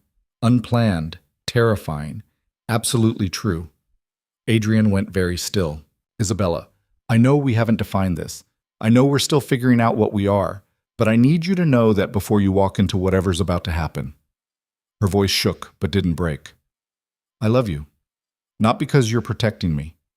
Not because you're the father of my baby. I love you because you're infuriating and overprotective and the only person who's ever looked at me like I'm worth fighting for. Adrian's expression cracked, revealing raw emotion beneath the careful control. I don't deserve that. Probably not, but you're getting it anyway. Isabella pulled him down until their foreheads touched. So you better come back and figure out what to do with it. I love you too. The confession came out rough, like it had been dragged from somewhere deep. I've loved you since that night at the gala, probably. Definitely since I saw our baby's heartbeat on that ultrasound. You've destroyed every defense I ever built, and I'm not even sorry about it. They kissed with the desperation of people who didn't know if there would be a tomorrow, hands clutching, breath mingling, trying to memorize each other's taste in case memory was all they had left. When Adrian finally pulled away, there were tears on both their faces. I'm coming back, he promised. Trust me. I do. Isabella forced herself to step back, to let him go. But if you don't, I'm going to be really angry with you. His smile was crooked and sad. Noted. Marcus appeared in the doorway, expression carefully neutral. Car's ready. Adrian pressed one last kiss to Isabella's forehead, then followed Marcus out without looking back, like looking back might break his resolve. Isabella stood alone in the bedroom, hands pressed protectively over her stomach, and tried not to think about all the ways this could go catastrophically wrong. The next 2 hours were the longest of Isabella's life. She tried to work, but couldn't focus. Tried to watch television, but nothing held her attention. Finally settled on pacing the length of Adrian's living room while her mind conjured increasingly terrible scenarios. What if Marcus brought a weapon despite the agreement? What if this was all an elaborate trap designed to lure Adrian into a kill zone? What if negotiation failed and testosterone-fueled pride turned conversation into violence? At 10:45, her phone rang. Isabella lunged for it, heart in her throat, praying it was Adrian calling to say everything was fine. But the caller ID showed an unknown number. She answered anyway, desperate for any information. Hello? Ms. Cruz. The voice was unfamiliar, male, accented, cold. This is Marcus Volkov. I thought you should know that your lover is currently bleeding on the floor of my warehouse. Such a shame. I offered him very reasonable terms. Ice flooded Isabella's veins. What did you do? What I had to. Volkov's tone was almost regretful. Adrian Vale refused to negotiate, so now he refuses to breathe. I'm texting you the address if you'd like to collect the body. My people will be gone in 10 minutes. Consider it professional courtesy. The line went dead. Isabella stared at her phone in numb horror as a text appeared with GPS coordinates and a single line. You have 12 minutes before the building burns. This couldn't be real, couldn't be happening. Adrian had promised he'd come back, had looked her in the eyes and sworn. Her hands were shaking so hard she could barely dial Marcus Chen's number. Miss Cruz, Volkov called. He says Adrian's hurt, gave me an address. Said the building burns in 12 minutes. The words tumbled out in panicked fragments. Marcus, we have to... Stay there. Do not leave the penthouse. I'm mobilizing the team now. There's no time. If he's hurt, if he's bleeding, which is exactly what Volkov wants. You rushing in without backup, panicked and vulnerable. Marcus's voice was steel. I'm sending units to the coordinates now. You stay put until I confirm the situation. He hung up before Isabella could argue. She stood frozen in the middle of Adrian's living room, phone clutched in white-knuckled hands, mind screaming that every second of waiting could be the difference between Adrian living or dying. 11 minutes. That's how long Marcus said before the building burned. And she was supposed to just stand here? Trust strangers to rescue the man she loved while she waited in luxury and safety? Isabella looked down at her stomach, at the slight curve where their child grew, looked at the phone in her hand, looked at the door leading out of the penthouse. Then she grabbed Adrian's car keys from the bowl by the entrance and ran. The warehouse district was exactly as threatening as it sounded. Abandoned buildings looming like skeletal giants, broken windows gaping like missing teeth, shadows deep enough to hide any number of dangers. Isabella's hands shook on the steering wheel as she navigated Adrian's Mercedes through streets that hadn't seen legitimate traffic in years. The GPS led her to a massive structure at the end of a dead-end road, 3 stories of crumbling brick and rusted metal. No lights, no movement, just oppressive silence and the smell of salt water from the nearby docks. Isabella killed the engine and sat for one precious second, trying to calm her racing heart. This was insane. Marcus was right. She should have waited for backup, should have trusted the professionals to handle this. But the image of Adrian bleeding on a warehouse floor, alone and dying while she cowered in safety, made the choice easy. She got out of the car. The warehouse's main entrance was a massive rolling door, partially open. Isabella slipped through the gap, pulling out her phone to use as a flashlight. The beam cut through darkness thick as smoke, illuminating scattered debris and water stains and graffiti that suggested the building's current occupants were rats and ghosts. Adrian? Her voice echoed off metal and concrete, swallowed by vastness. No response. Isabella moved deeper into the building, following what might have been drag marks in the dust. Her breath came too fast, terror and adrenaline making her clumsy. She nearly tripped over a piece of rebar, caught herself against a support pillar that left rust stains on her palms. Then she saw him. Adrian was on the floor in the center of the warehouse, slumped against a pillar with his head down. Dark stains spread across his black sweater, too dark to be anything but blood. Adrian!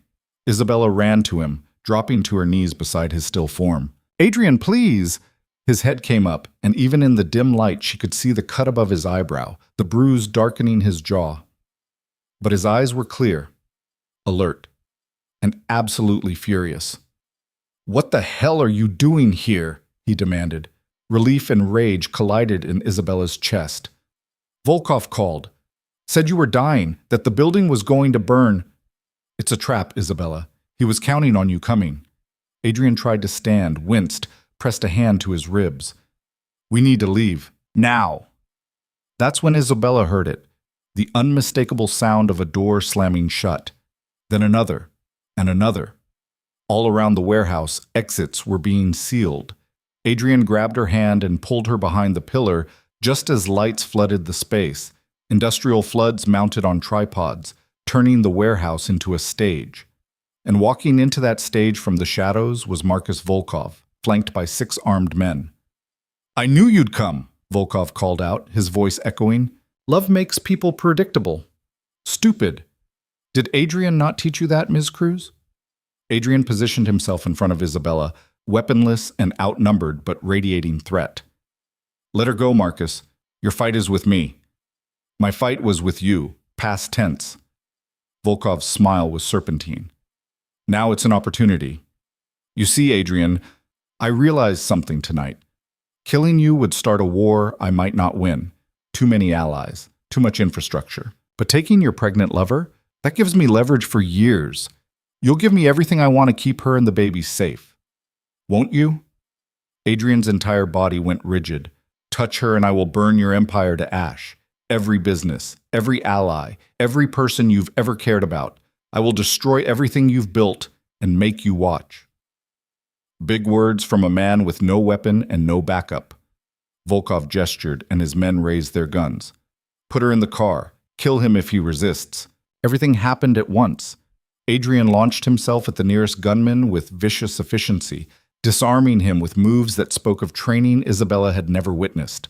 The man went down hard, and Adrian had his weapon before the others could react. Gunfire erupted, deafening in the enclosed space.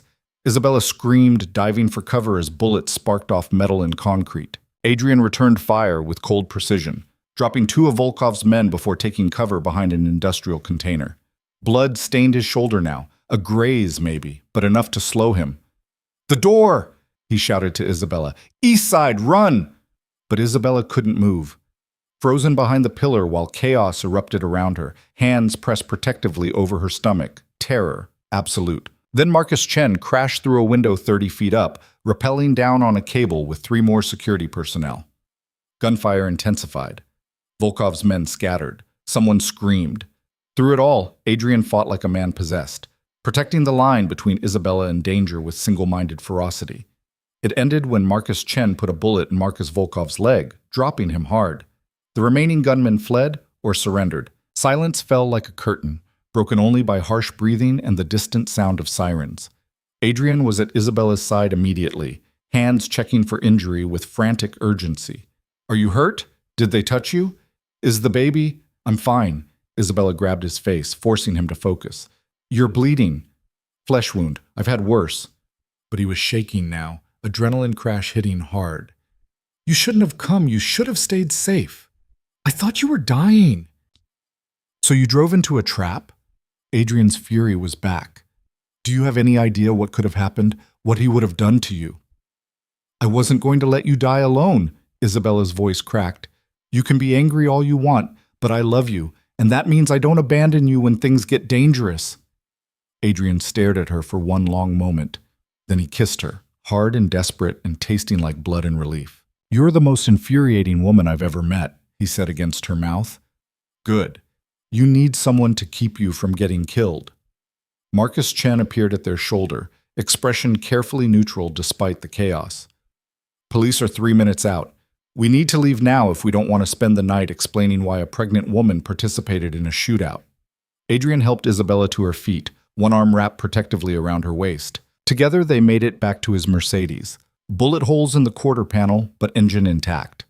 As they drove away from the warehouse with sirens wailing behind them, Isabella finally let herself believe it was over.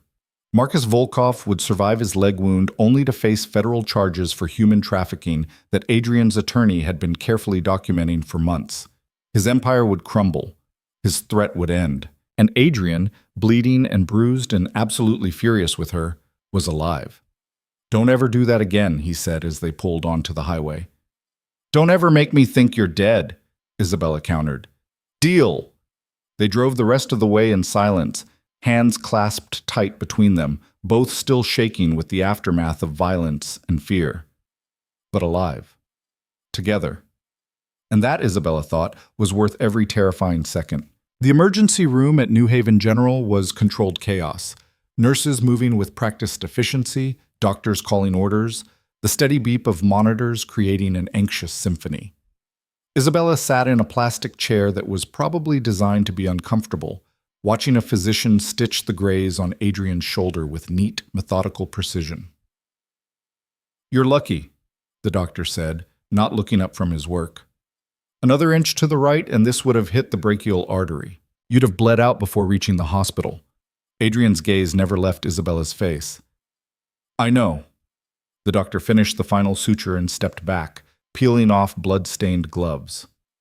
I'm recommending a CT scan to rule out internal injuries from the rib trauma. And before you argue, he held up one hand as Adrian opened his mouth. Your pregnant girlfriend is going to insist you get checked properly, so save us both time and just agree now. Isabella felt a flush creep up her neck at the casual label, girlfriend, but didn't correct it. What were they supposed to say? Complicated co-parents who'd survived a shootout together?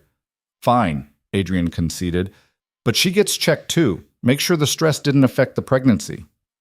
Already scheduled an OB consult, the doctor replied. Dr. Chen is on her way. The next hour passed in a blur of tests and examinations.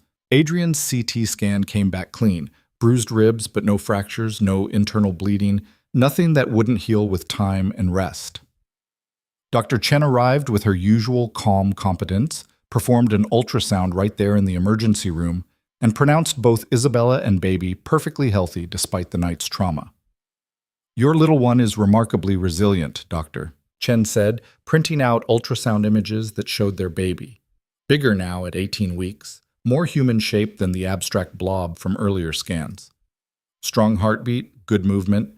Whatever happened tonight, it didn't affect the pregnancy. Isabella stared at the images, at the tiny hands and feet now visible, and felt tears slip down her cheeks. They'd survived. All three of them had survived. Dr. Chen handed her tissues with a knowing smile.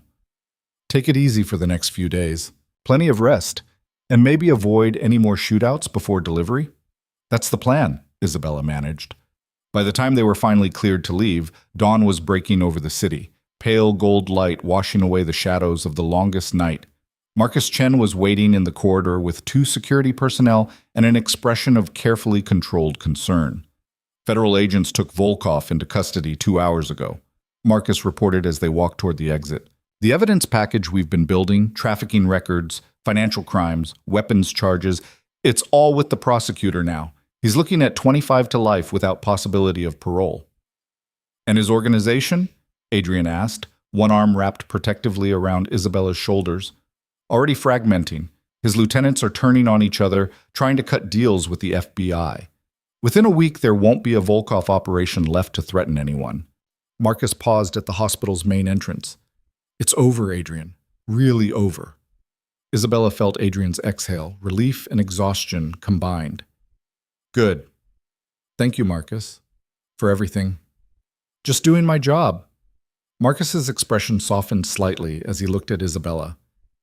Though next time, Ms. Cruz, maybe trust the professionals instead of driving into an active hostage situation. There won't be a next time, Isabella promised. Then more quietly, but I couldn't just wait and do nothing. Not when I thought he was dying. Marcus's mouth quirked.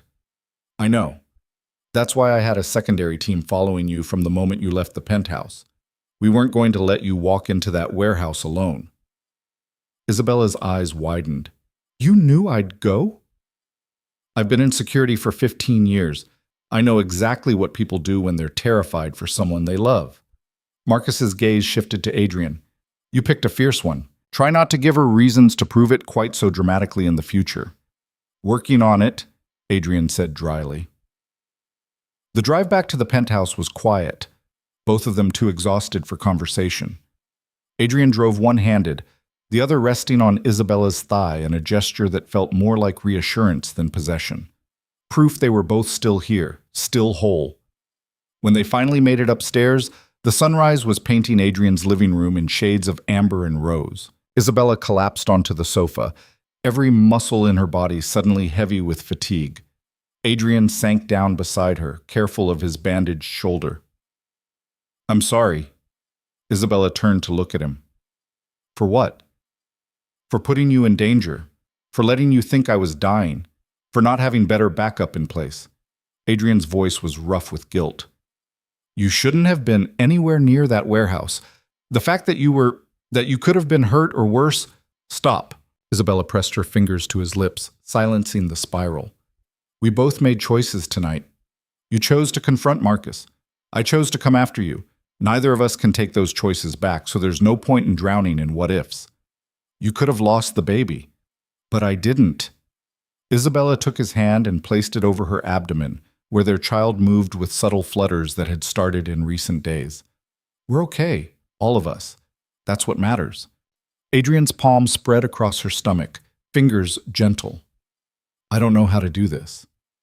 Do what? Be someone worth staying for. His eyes met hers, vulnerable in a way she'd rarely seen. I know how to build empires and eliminate threats and control situations through force of will, but I don't know how to be a good father or a good partner. I don't have a blueprint for this, Isabella. The admission cracked something open in Isabella's chest, all the fear and uncertainty she'd been carrying about whether they could actually make this work. Neither do I, she said quietly. My parents divorced when I was 6. I spent my childhood being shuttled between 2 houses, 2 lives, always feeling like I didn't quite belong in either. I don't have a blueprint for healthy relationships or functional families. I just know I don't want that for our child. So what do? We figure it out together. Isabella threaded her fingers through his, holding tight. We make mistakes and fix them. We negotiate when we disagree. We choose each other every day instead of just once. And maybe, if we're lucky and stubborn enough, we build something better than either of us had growing up. Adrian studied her face like he was memorizing every feature. You make it sound possible. That's because it is possible. Difficult, yes. Complicated, absolutely. But possible. Isabella leaned her head against his uninjured shoulder. I love you, Adrian Vale. With all your control issues and protective instincts and tendency to solve problems with tactical precision instead of emotional honesty. I love you anyway. Maybe even because of those things. His arm came around her carefully, pulling her closer. I love you too. Even when you're reckless enough to drive into danger zones. Even when you challenge every decision I make. Especially when you refuse to let me handle everything alone. They sat like that as the sun climbed higher, neither willing to break the moment. Eventually exhaustion claimed them both, and they dozed on the sofa with legs tangled and hands clasped, too tired to make it to the bedroom, too relieved to care about comfort. Isabella woke hours later to find Adrian watching her with an expression she couldn't quite read. What?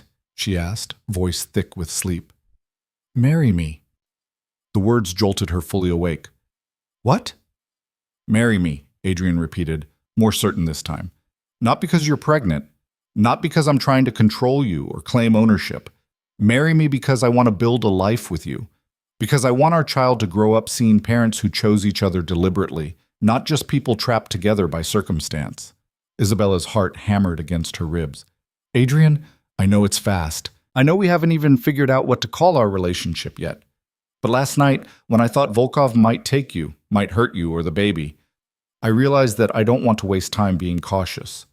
Adrian shifted to face her more fully, wincing slightly at the movement. I want you in my life permanently, legally, in every way that matters. This is insane, Isabella breathed. We've been together, really together, for less than 2 months. I know. We still fight about boundaries and control. I know. Your family doesn't even know I exist.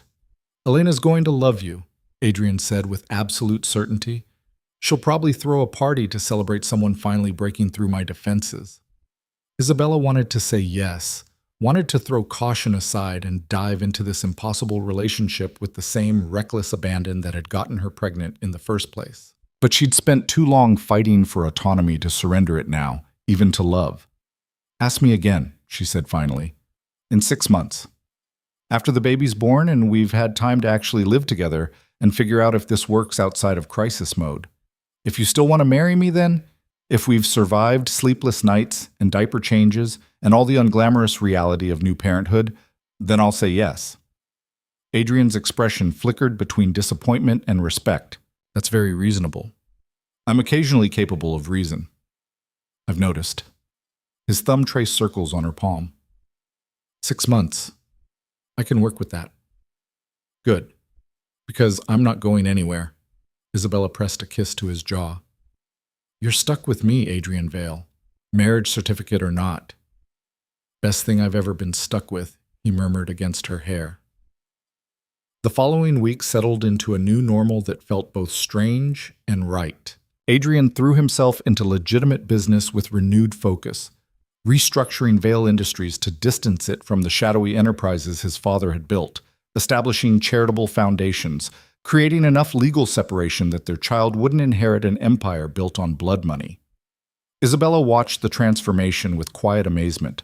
This was what Adrian looked like when he chose to build rather than control, directing his considerable talent toward creation instead of domination. She continued working, though her role shifted gradually as her pregnancy advanced. By 24 weeks, her growing belly made sitting at a desk for 8 hours uncomfortable. Adrian, true to his word about negotiation, proposed a hybrid schedule that let her work from home 3 days a week while maintaining her presence in the office for critical meetings. This is about your comfort, not my control, he'd said when presenting the option. But if you'd rather stay in the office full-time, we'll make that work too. The fact that he'd asked instead of commanded made the decision easy. They attended birthing classes together, Adrian taking notes with the same intensity he brought to business negotiations, while Isabella tried not to laugh at his expression during the video about crowning. They argued about nursery colors and baby names and whether a newborn really needed a college fund established before birth. It's never too early to plan for their future, Adrian insisted. They're not even born yet, and you're already trying to map out their entire life, Isabella countered.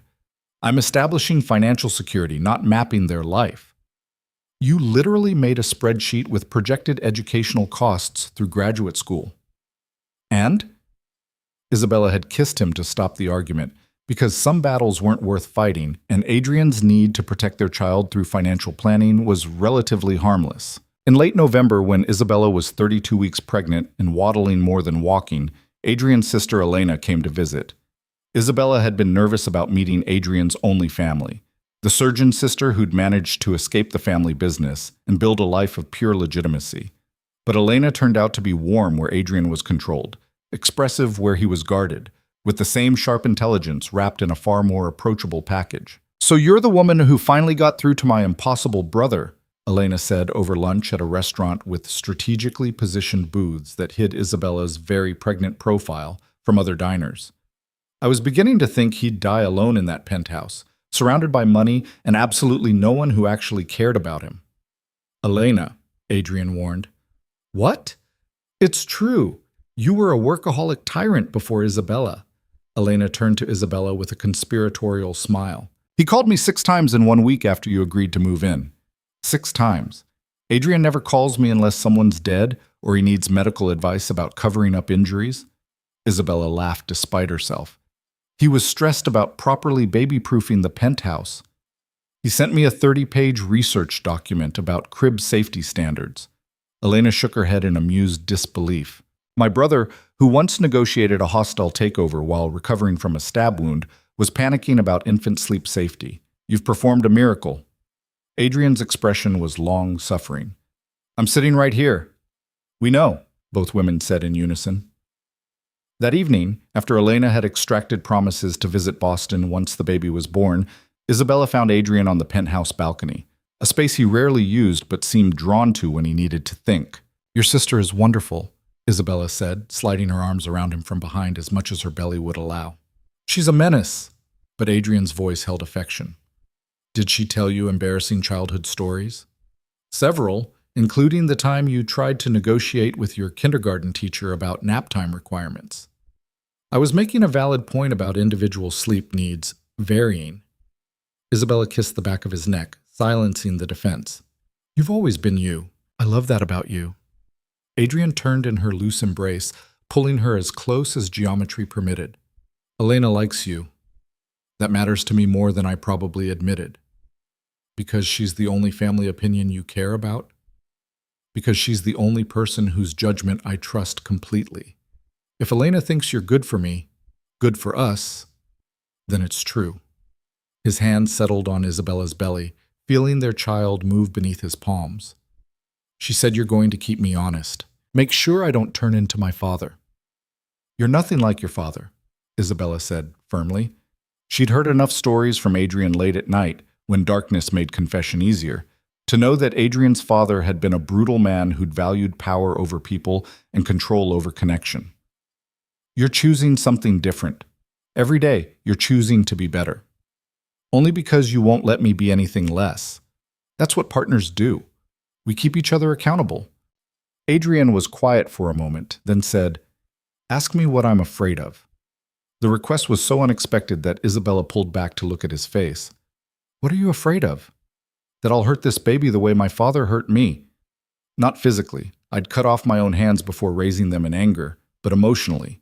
By being too controlling, too demanding, by not knowing how to show love except through protection and provision. His voice was raw with vulnerability. I'm afraid our child will grow up feeling suffocated instead of safe, and I don't know how to prevent that.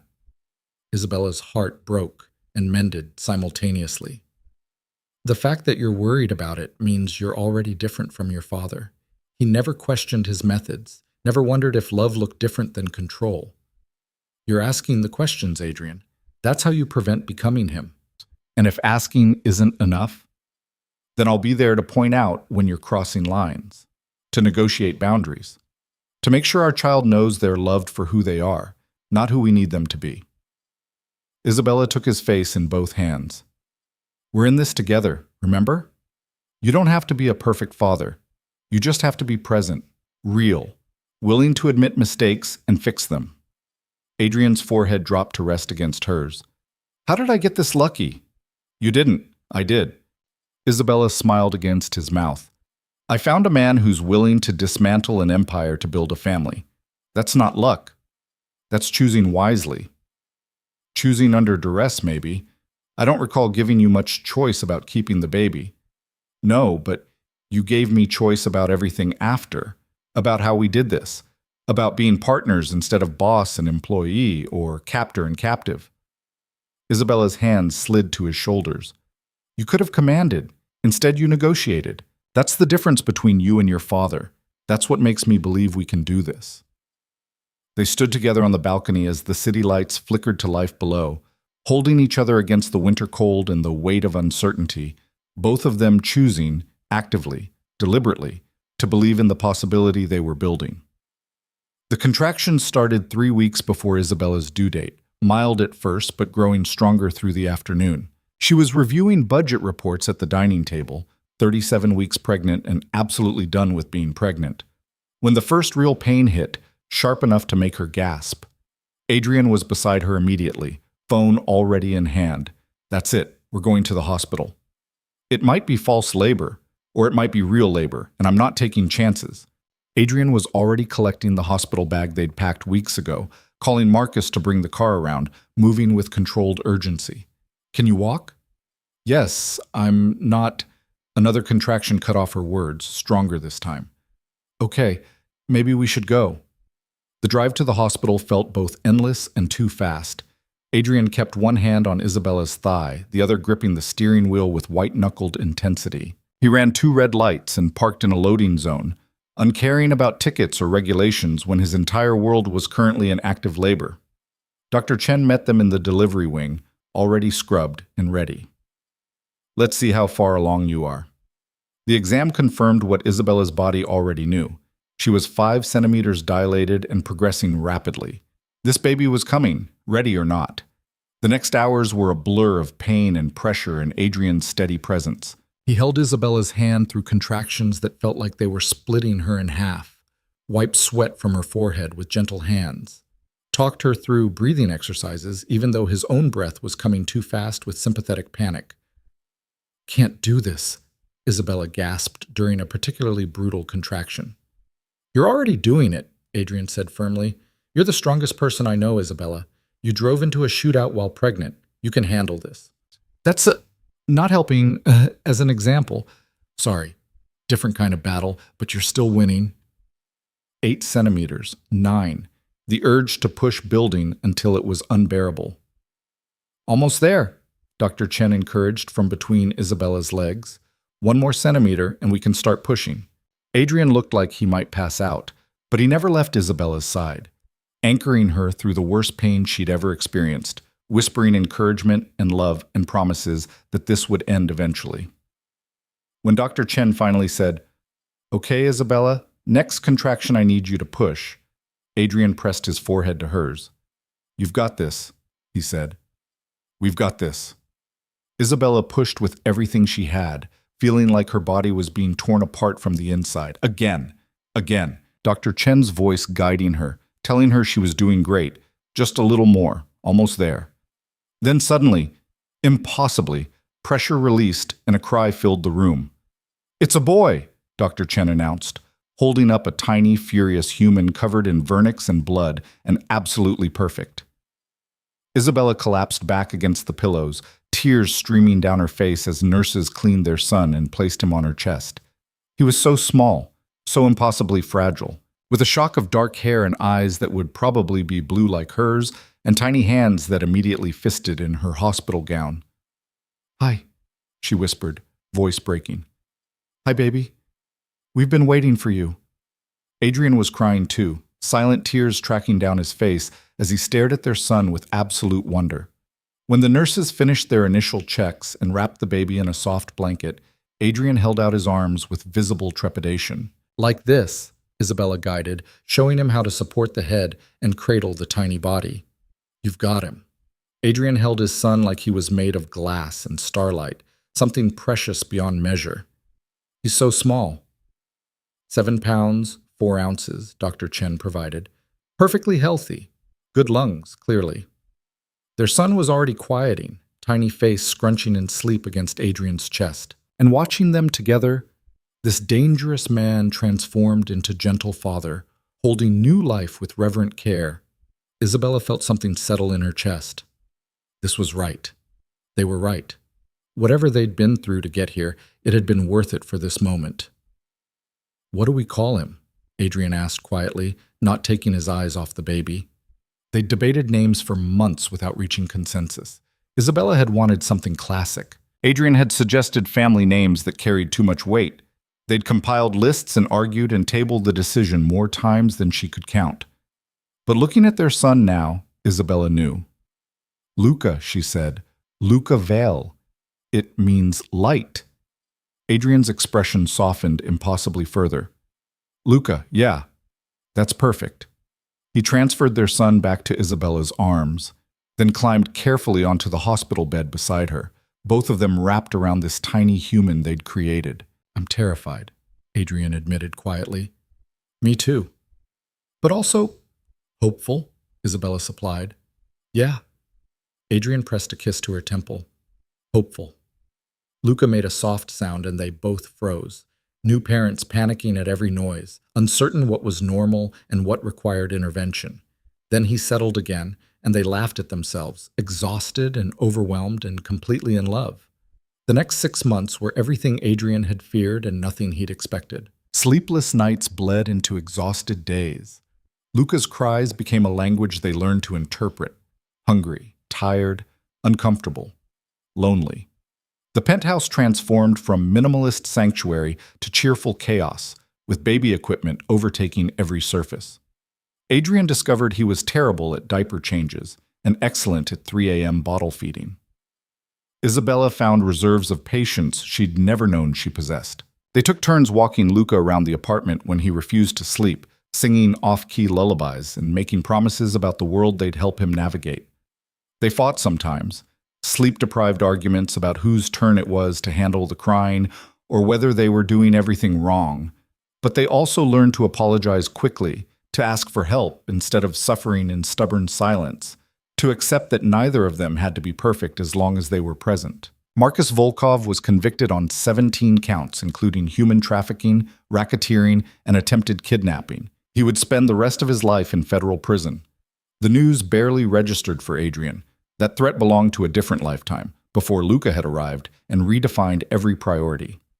Vale Industries completed its transformation into a legitimate enterprise, with Adrian establishing a foundation to help trafficking survivors rebuild their lives. It felt like penance and purpose combined, using the resources he'd inherited from a brutal empire to help people escape similar circumstances.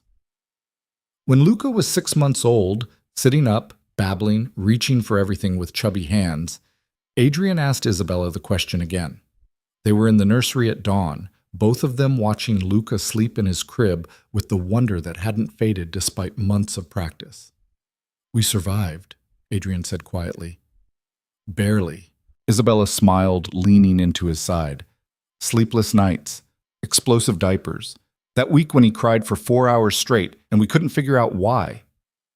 The pediatrician said some babies are just fussy. Luca's not fussy, he's particular, like his mother. Adrian turned to face her fully, taking both her hands in his. "You told me to ask again in 6 months. To prove this works outside of crisis mode, so I'm asking, Isabella Cruz, will you marry me?" Isabella looked at their son sleeping peacefully, at the life they'd built from chaos and choice, at the man who'd learned to negotiate instead of command. "Yes," she said simply. "Yes, I'll marry you." Adrian's smile was pure relief and joy. He pulled a ring from his pocket, elegant and understated, a single diamond that caught the morning light. "I've been carrying this for 2 weeks, waiting for the right moment. And watching our son sleep at dawn is the right moment? It's perfect." Adrian slid the ring onto her finger, then kissed her with 6 months of earned intimacy. "Everything about this is perfect." They married 3 months later in a small ceremony with only people who mattered.